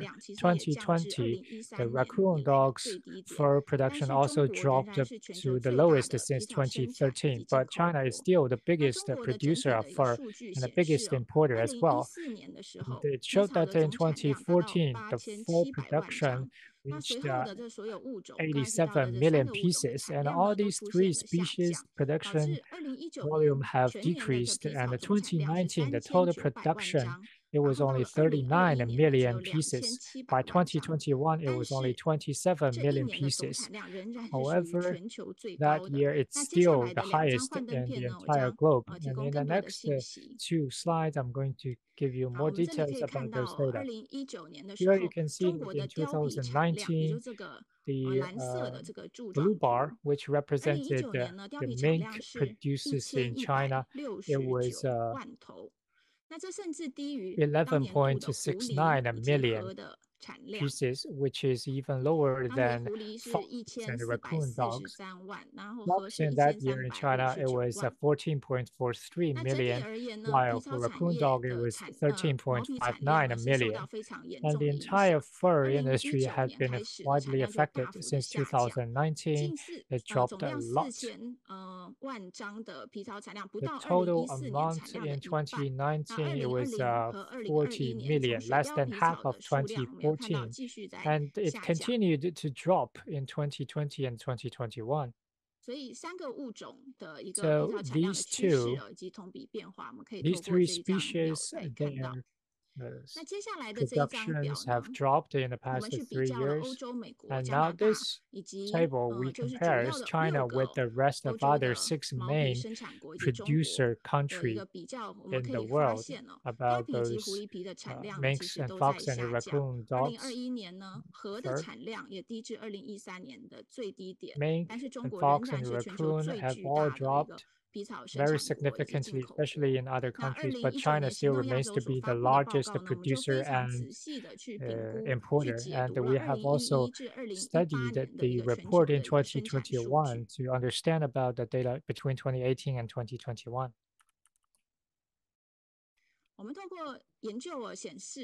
So through the researches, we found that in 2019, 80% of the fur garments produced in China are sold and consumed domestically. And China is actually relying more on the domestic market, and that trend will continue. And they will take advantage of the discounts and different channels, for example, the fur fringes and pipe coats and so on. And they will be more reflected in the fur accessories and those markets. So now for the Netherlands and other main competitor markets are losing their profit in the fur farming, China will take the opportunity to get a bigger share in the fur industry in the world, and China can even single-handedly maintain the development of the fur industry in the world. So with the international cooperation and the government favorable policies, we need to pay attention to that. And China and Poland will become the main fur producers, accounting for half the world's production.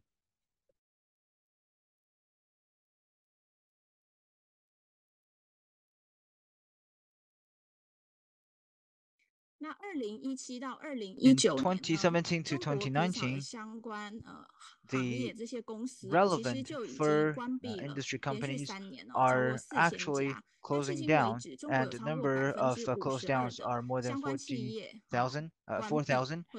And in 2019 and in 2020, in fur industry, the sales and its proportion in the fashion industry is actually going down. So you can see the total profit and the total scale of the industry are both going down.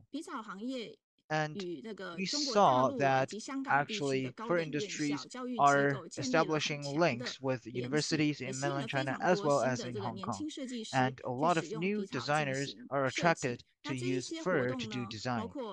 Those activities, like the fur suppliers, would provide the guidance or the raw material or send the award winners to Europe or the US for training, like in Copenhagen and so on. So for that, we promoted compassionate fashion and sustainable development and global fur trade as courses in Chinese as well as in English. And we also have the London Fashion College providing us with the strategic support.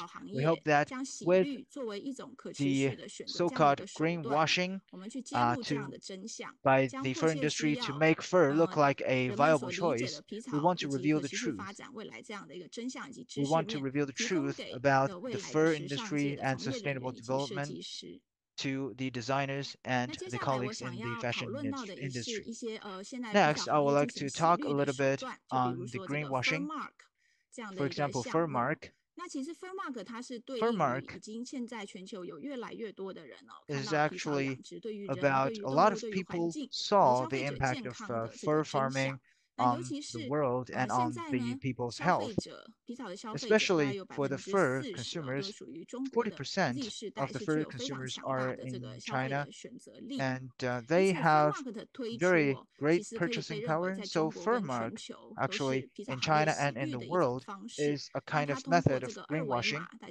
So there's a QR code, so the consumers can just scan the QR code and they conducted marketing around that. But actually, that doesn't do anything on the animal welfare or the improvement of the environment. For Act Asia, we actually went to the fur markets. We found that for those fur mark tags of the clothing, they are often inaccurate. For example, the material, they are wrong, or sometimes they are just manipulated. And we also found that for a lot of merchants in the fur markets, they are very defensive for the source of the fur or the species or the location of the farm. They tend to hide the information, and a lot of the domestic furs are disguised as a foreign fur. And we also found handwriting or the corrections on the labels. We believe that this phenomena is not just present in the markets that we visited, it may be very widespread. We found that for 1/4 of the interviewees, they cannot identify fur. So that also increased the difficulty of consumers when they try to make green choices. And we found that for the greenwashing represented by Fur Mark, it's more about a PR method by the industry, but for the issues brought by the fur, actually there's no actions done to it. In 2021, in Chongfu Fur Market, we did this investigation, and that proved our concern. We found that for the fur markets, they provide the WeChat public account or live streaming and all kinds of marketing and sales actions. They have very diverse products to serve the need of different markets in China. For example, here I showcased some photos. Since the demand in South China and North China are different, and there are different types of fur clothing, so with different weaving technology, you can see that under the fur, there's no pelt that is like knitted. So this kind of type is very welcome or popular in South China. The other type is the fox fur, the fox fur wool or raccoon dog fur wool.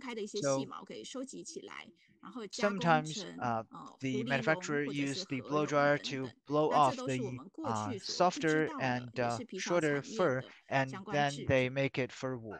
And that was something that we didn't know of. The other type is the fox fur wool or raccoon dog fur wool. 不好意思，我好像同时听到有另一个声音在说话。Excuse me, I heard some other voice. 没关系，那我这边继续进行。好的，那行动亚洲2020年的这个消费者调查显示呢 So for Act Asia Consumer Survey 2020, 影响了公众对于野 in 生 the 动物使 survey 用 showed 的看 that 法，并且 COVID-19 许多的 already 人 affected 开 the 始反 views 对 on 皮草 people's affected people's views on fur, and a lot of people are against fur. But for this trend, we need more truths and scientific proof to support that, so that the public in China can understand the necessity to go without fur, because we know that sometimes fur is cheaper and they are more tempting. And actually, the result of the survey is quite encouraging, because we found that 71% of the interviewees believed that zero fur will definitely become the trend of the future. And I hope that we can introduce a little bit of the findings of ActAsia. First, fur is not the most popular for the rabbit fur or fox or mink fur. They are very widespread. And for the youth, actually, the full fur coats are welcome among the older generation.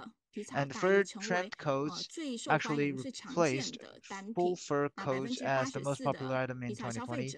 And 84% of the fur consumers, they said that they would not buy again after learning about the production methods.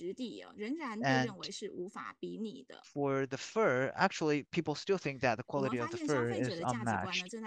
And we found that there is a big change in the consumer's values.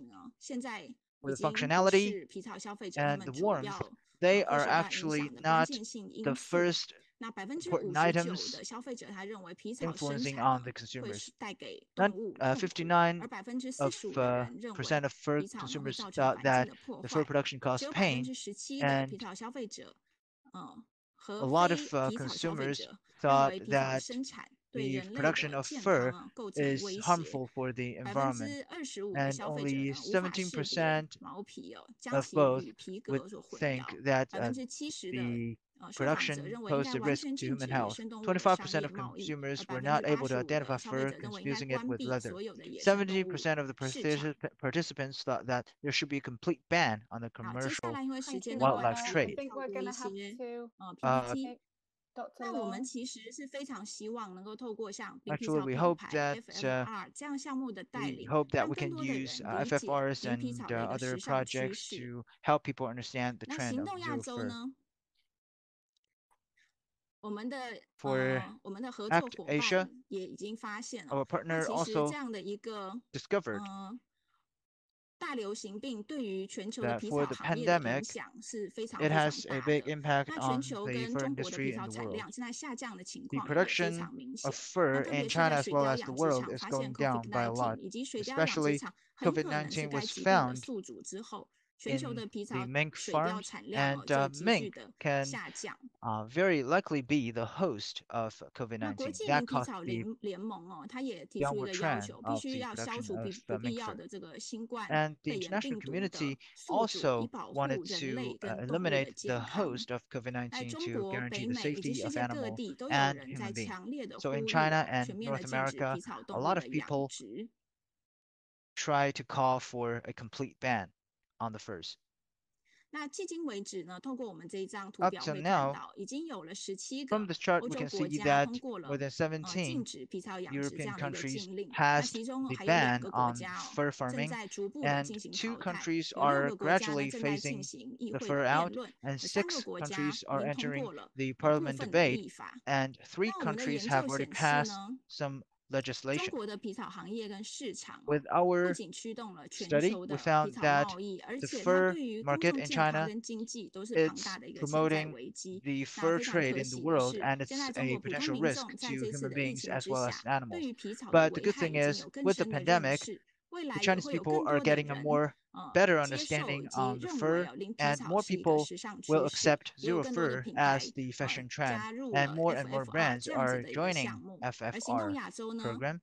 ActAsia is using online bilingual courses and prospective reviews on the trend of fur. So that is our sharing on the fur industry under the COVID-19 in China. So I will give the time back to the host. Thank you. Thank you, Dr. Long. You were so focused there. I tried to jump in to to make you stop a bit earlier, but you were so focused, and it was great to hear that update. It's really good that there's promise that the trade in fur is declining, but we still have to remember that there is substantial domestic demand within China that can probably sustain the industry in the near future, at least. So now we're on to our final part of the forum, which is our panel discussion, which John Lau, Dean of Academic Strategy at London College of Fashion and long-term supporter of compassionate fashion, will moderate for us. So this is a time for speakers to open your videos and prepare to unmute to answer questions. Thanks, John. Thank you, Dawn, for the introduction, and thank you again for welcoming me onto this wonderful forum. Every year, I very much look forward to listening to everybody's keynote speeches and learning so much more about what is going on in the fashion industry and how we are making a substantial change to animal welfare. So I have a set of questions that I have gathered from various members, and my first two questions will go to Yang Ying. And now the first question is, why is it important for designers to have empathy for people, animals, and the environment? In the meantime, 可以让我们的讲者都把那个视频打开 Also, 吗？ the speakers 如果 can 赵 turn 代 on 表还 the 在的话，也 cameras, 可以把您的视 and 频打 if 开。 Mr. Zhao is here as well, you can also do that. Hello. 刚刚那个问题是怎么 So 说？就 just 是 now 为 the 什么说 question 同 is 理心对一 why 个设计师 empathy 是如 is 此重 so 要的？ important to 因为 a 我 designer, right? 我个人觉得， So 其 I 实 personally think 作为设计师本 as a 身，他 designer, 现在我们以前设计师可能真 in 的 the 只是说 past, 为人去 for 量尺去 designers, 做衣 they 服去满 just 足人的需 try 求， to 但是 measure 随着 and 时代的 tailor 变化，其 for 实 people.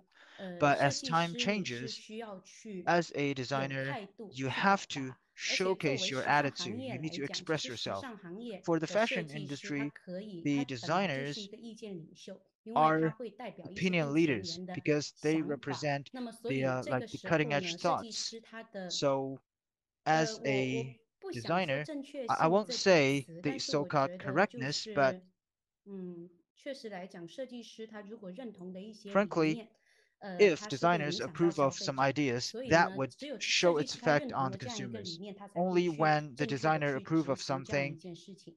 那么 they would 对于 really 自 execute 然、对 that 于动 concept. 物有 So for 同理 nature, 心、有 for 同 the 情 animals, the 心， empathy, 这个是一个完整的人 actually 他会具备 a 的东西。 wholesome 那么 person 小 should 朋 have 友他 that. 可能从小他就会 For 看 the 某一个 children, 设 for 计 the 师的作 kids, 品啊，或者 maybe 是说 they grow up 他在 watching the work of a 长大会 certain 产生购 designer, 买的行为。 and 那也 when 就是说，某一 the 个设计师可 child 能会 grows 对 up, 某一群人会很 they 重要。 may 如果 buy 设计师 certain 他 things from certain designers. So 他有 designers 比较 are 积极 important 的一 for certain 些 groups. 价值观 If 的 they 话， have 其实就会影 positive 响到一 values, 小部分人。这 they 样子 may impact certain groups of people. OK， 我说完了。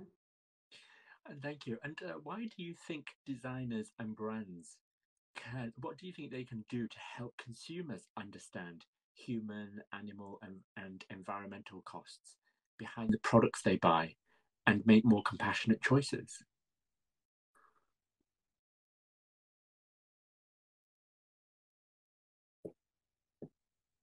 我想想哦， So let me 我 think. 很难去说去总 It's 结 really 一下大 hard 家应 for 该 me 怎么 to 做。我只能说 summarize what 从 we 我 should 自 do. 身出 I can 发。 only say 那 from 么 my 我 own 们其 point of 实 view. 做设计的时候，我们 When 每 we 一 do 个 the 系列 design, 会去 for 讲 every 故事， series, we 然 would 后我们 tell 的每一个 stories. 秀其实 And for 也 each 会有一些 show, 内 we 容 would have 上面的输 contents 出，一些观点的 and 输出。 some 然后我觉 output. 得这个事情 I 还真的 think 不是说一时 this 半 is 会儿 not 就我把这个事情 something 说了 that 就能够立 can 刻 be 去 just 传递导 said 出去，因 and 为沟 really 通它 heard 本来 by 就是 all 需 of 要 the people 反复 because 跟时 communication 间。 should 那 be 在 back 我 and 个人 forth 的 and 角 it 度 takes 上， a 我 lot of 们 time. 是在包装 From 盒 my 上 point of 面 view, 跟那个品牌的文 in 案啊，包括一 the 些页面的设 copywriting 计 of 啊， the 包括 brands, 每个 in the 产 design 品 of the 的 pages, 描述啊， in 都 the 会去 description 反 of the 复的 product, 去 we would 说这样一件 repeatedly 事情。 say 对， the 然 same 后还 stories 会把一 and 个环境保 we would 护跟 try to get environment protection and the values and the material selections, we would package those things out as an output. So we need to be sincere and we need to do the things. And we will try our best to take into that account in every aspect. Then the consumers will definitely feel that. It's not like they would just watch or listen to the language or they get to know the things on a certain meeting. Maybe, after a certain time, everything is only natural around him. That's it.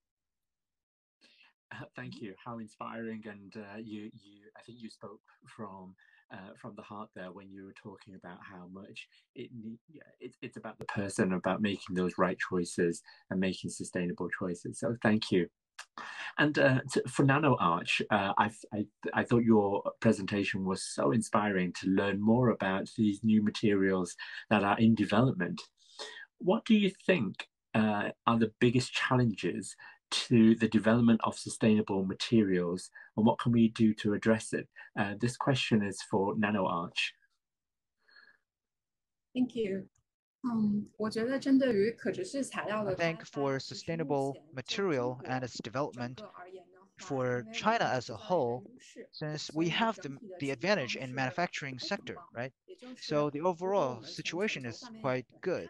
If you look at the whole world, and actually we participated in some exchanges internationally, we found that actually China is doing quite well in this. And we do have some vendors and partners. In the past, they already served some brands and they tried to develop a sustainable material in the past. So we do have the advantage in this area. And also for China, we do have the 2 carbon targets, and that really opened up spaces for these materials. And after so many years of development, we have at least like 20, 30 years of experience or history of the material. And the material cost is no longer a limiting factor in its use. A lot of the cost of the different material is similar to other material. For example, for the zero formaldehyde material, in respective budget, it's also quite competitive. So we are very optimistic in the sustainable material and its trend in China. And also in the future, I think China will play an important role or a leading role in this area. Thank you. Thank you. And of course, as the Dean at London College of Fashion, I know so many brands and so many new designers who want to get involved in the development of sustainable materials. How can they start and what factors should they consider? Any advice based on your experience? Well, I think the first point of all is that we need to put material in a position which is as important as the design itself. This is also why we named ourselves as Nano Multiplies with Material, because many designers, when they joined this industry, they may think that material is something that serves the design. So they would only at the end of the designing cycle, then they started to think about materials. But in many cases, because of their lack of understanding and know-how for the material, they can have a very narrow range of options, and they can often only choose from those traditional materials. So we urge the designers to think about materials earlier and open up their minds to think about more options. On Xiaohongshu platform, we see a lot of young designers are using those biomass related materials or fruit or plant-based materials, or even wasted papers, etc., are making their creations, and these are quite inspirational. And secondly is about module-based design, not only in fashion or in clothes design, but in many other cases as well. A lot of shoes, for example, shoes requires adhesives, and adhesives very complex contents of a lot of other materials, very difficult to recycle afterwards. So if we start from our designs, design it in a more modular way, is it possible in our production process using our design to create less leftover material, to use more pure material instead of the complex material to achieve the same function, and also think about it as early as in designing process. How will the consumers use it and discard it afterwards and recycle it by someone else? I think these will really help to pass it on to every single consumer, because every consumer is not only a buyer. Everyone has their own professionalism within their own circles, and sustainability is more like a linked up chain with a lot of cogs, from the designers, from the educators, the marketers. Everyone has a vital role, and your nice design of sustainability may affect and influence quite a lot of consumers, and in their cycle, in their circles, their business, they may do more things that are related to sustainability. So this is really what we believe and are wishing and hoping to see. Thank you. And you make a very good point about linking and making this a very circular economy, linking the consumers back to the designer again. So thank you very much. And my last two questions are for Dr. Leung. I wonder if, Doctor, if you could appear on camera. 但是那个可以在那个 Thank you. 开了。 Thank you. My last two questions go for you, and thank you again for sharing some of the data, the new data in your research. Do you think there is a risk to human health between fur farming and COVID-19?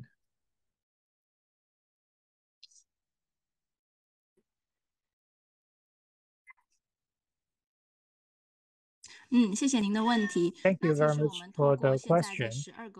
Through what we can see right now in 12 countries in the mink fur farms countries, we have found that the fact that COVID-19 infected them, and this is the first time for people, human beings, to really clearly track how human beings, the workers at those fur farms, infected those farm animals. And the fur farm animals, they live in such a narrow environment, which causes viruses to get new variants, and the new variants could be infected back to human beings. This is a dreadful fact, and it's the first time for the scientific field to see and to track it with evidence. And now that we know that, as Pei has said, in Denmark, the Danish Prime Minister also said, if we do not stop fur farming, then it's very likely that we're going to see the vaccination of COVID-19's efficacy would be lowered by those new variants that may be generated among the animals. So in China, that's why we must start the monitoring and observation of those newly built fur farms and let the regulators and the people know about those potential risks. Thank you. Thank you. And my second question is around why does ActAsia think fur-free retailers are important?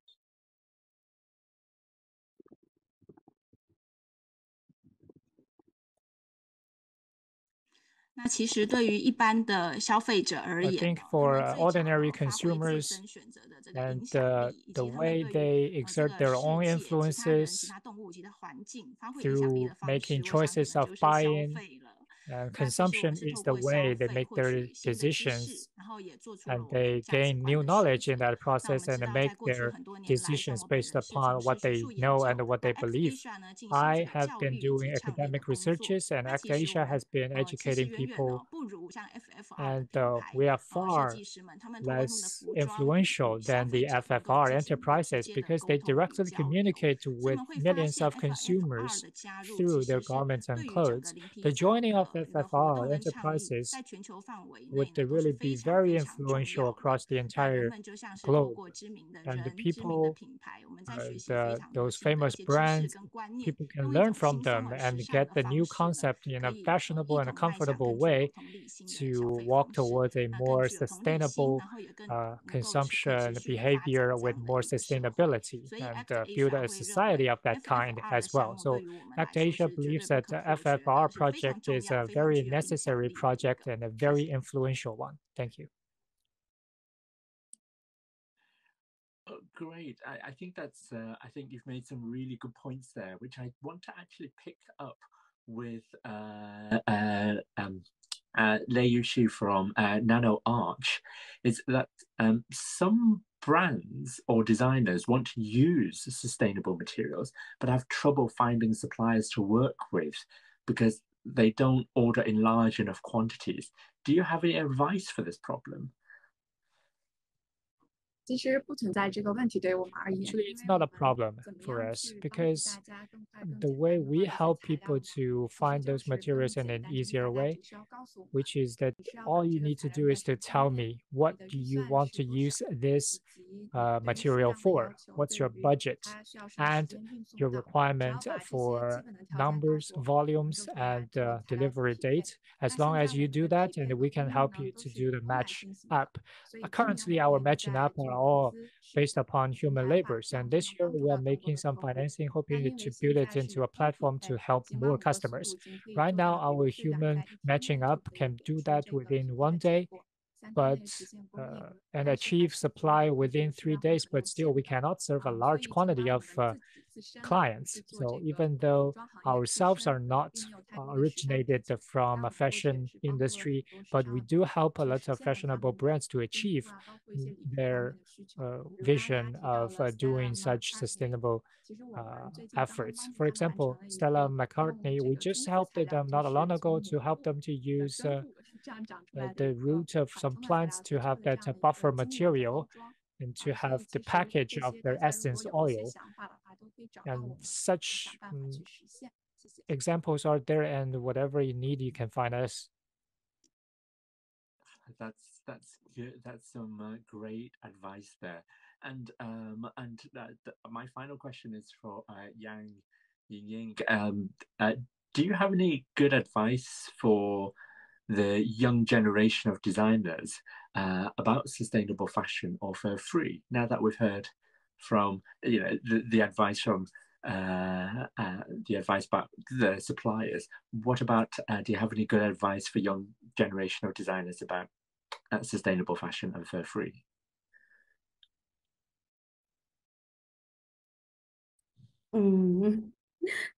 忠告谈不上，其实我觉得 Well, 就本身零皮草 I 跟可持 can't 续 give too much 这一点，其 advices, 实在 but 年轻的设 I 计 can 师 say 里 that 面，它 fur 是非 free 常 and 能走得通 sustainability 的。 is a 因为 very popular concept 新一 among 代 the 的人他 young 的观念 designers 是不一 because the 样的。 younger 然后 generation 我想 do 就是说 hold 年轻的 some 设计 hold 师 on 其 to 他 some 应该 opinions 意识到 different 他 than 自己 us, 可 and 能 they are 会影 more 响到另 inclined 一 to 份 believe 人。 in such 所以呢，如果说 sustainability, and they do have the 就 belief 如 that 果不 being 想 a 说 designer 比 they 如说 can 因为 influence 大家每 people. 个人的志 They do 向不一 believe 样， that, 但 and 是 they 如果 have 说大 different 家 ambitions in 有 many 自己想 cases. 要去表达的东 But 西，那一定要 if 知 the 道自己 designers 是 wanted 真的 to 有可能 express 在 something 以 through 后 their 或者是未 designs, 来它有可能会 and 影 I 响到一部 think 分 the 人， designers 所以 should 他 be aware that their designs 对 would 自 be 身的一 influential 些 to some 观点 people, 的输出 and 啊，其实是 they should 需 be more 要去 careful with the 思考，就 viewpoints 是 they 怎么 want to 样真的能 express. 够提供 Consider 更 in 好 a 的 in a 信 broader 息传递出去。 perspective and find out the 这个 best 说不 information 上 to 建 pass 议，对 out. 我觉 So 得 just not some 大家做 advice 设计， from 有 me, 些人可 maybe 能真的只是为了 just 赚 a 钱，但 few 是我相 things 信 I 有 want 很 to 多 talk 人是 about. 想要 Many 成 people 为 do 好的 design 设 just to 计 make 师， money, 那 but 么 there 大 are 家 people 有 who 知 want 道 them 自 to be 己 good 有可能真的 designers. 有一天会影响到 And 别 you 人， need to 所以 think 呢， about 一 that 定要把自己 vision, 的基础打 bear 好， it in 就包 mind 括 that 文 you 化 may 啊、one 一 day 些 influence a 观 lot of 点啊、 people. 立 So 场啊，这些 your 东西都要把 viewpoints, 控 your 好。然 cultural 后我有个问题，我想 things, 要 quite a 问你 lot. 一 You 下， need to be 那个 really 材料这边 careful about it. And here 材 I have 料 a 成设 question 计这 for 边 Nano 可 Miss 以吗？ Lei for Nano 对， and 我想 Arch. 知道咱们这边的，对，我想知道 Yeah, I 这 want to 边 ask 咱 you 们的材料是专 those 门为某一 material 个设计去 uh, 提供，但 you 是现在其实呢， you 因为设计师他 materials 里面 are 其实 supplied 老师 for 也 a 可能知道， certain 就分 design, 很多的 but 专 you 业， probably 有一 know 些 that 就是可 within 能 a 面料 designing 设计 school 的 there 设 could 计 be a 师， lot of different 我 majors. 们 Some are 款式 fabric 设计设计 designers and 师 some are 未必 style 只是那 designers. 么 They're 的 not the 了解 same 面 type, 料 and 设计。 probably 那我 the 不知 style 道咱们这 designers 边是 doesn't 不是有 necessarily 面 know 料 so 设 much 计的设计 about 师可以 the 对 fabric 接。 materials. Do you 然后 have 呢，还有就是说，咱们的 specific 材料 people 其实 to 它 talk 在一 to 个 for 后 our 续的一 fabric 个使用 designers? 过程中，它能不 And 能做到 also, in the future, the material, whether they can meet the same functionality. For example, the other day, I saw the fruit peel leather, but as a consumer, I would really consider how wearable it is. I mean, can it be used for a very long time? The durability of it and the physical performance, how much would it be different from ordinary leather? And if you have a within your team, you have a fabric designer, maybe we can have better connections. So currently, we don't have a fabric designer within our team. We serve all kinds of industries. So as long as you tell us about your demand for function, you tell us what type of scenario in which the fabric is going to be used and the performance requirements. You submit that to us and we will help you to locate the best sustainable material to fit that demand, because a lot of materials, they parameters are actually adjustable. Their durability, the price, or etc. We supply some sort of customization. It's not a fixed content table, and customization are very much based upon brands, and we collaborate with the brands because customization requires a little bit more human labor. But we do hope that if we can luckily build up that platform I had talked about, and we can be able to serve more people, and we hope it to be a very self-help type of matching up. So all the way, it's all about facilitating the matching up with new materials with your functions. Okay, in that case, we need to find some talents who's really good at fabric designing to help you. Thank you. Thank you. Thank you. I like to see this connection being made at this forum today. Well, thank you to the panel for answering my questions. Again, a very inspiring panel discussion around some of the most important issues that the fashion industry is facing today. So thank you to the panel today. And over to our the founder, Pei. Thank you so much, John. Thank you for everyone. I have a question for John. Actually, is from not from from the audience. Is what's your view of China's role in a global fashion? Particularly now we're talking about design, we're talking about materials. Can you share about this with us? Of course. What I think is really interesting about China's role in global fashion, or China's fashion industry, is that it is completely circular from maybe farming and growing the materials and developing the materials, the fibers and the yarns to make the materials, all the way through to design and manufacture and to and supplying the consumers. It is a whole circular economy, and there are huge benefits to that, in that the Chinese industry can sustain itself, but also when they make positive choices, when China's industry make a positive choice to be more sustainable, it has more than far-reaching effects of what happens just within the country. But actually, because we are supplying the rest of the world, it can have a very deep global impact in the way that the world is consuming fashion.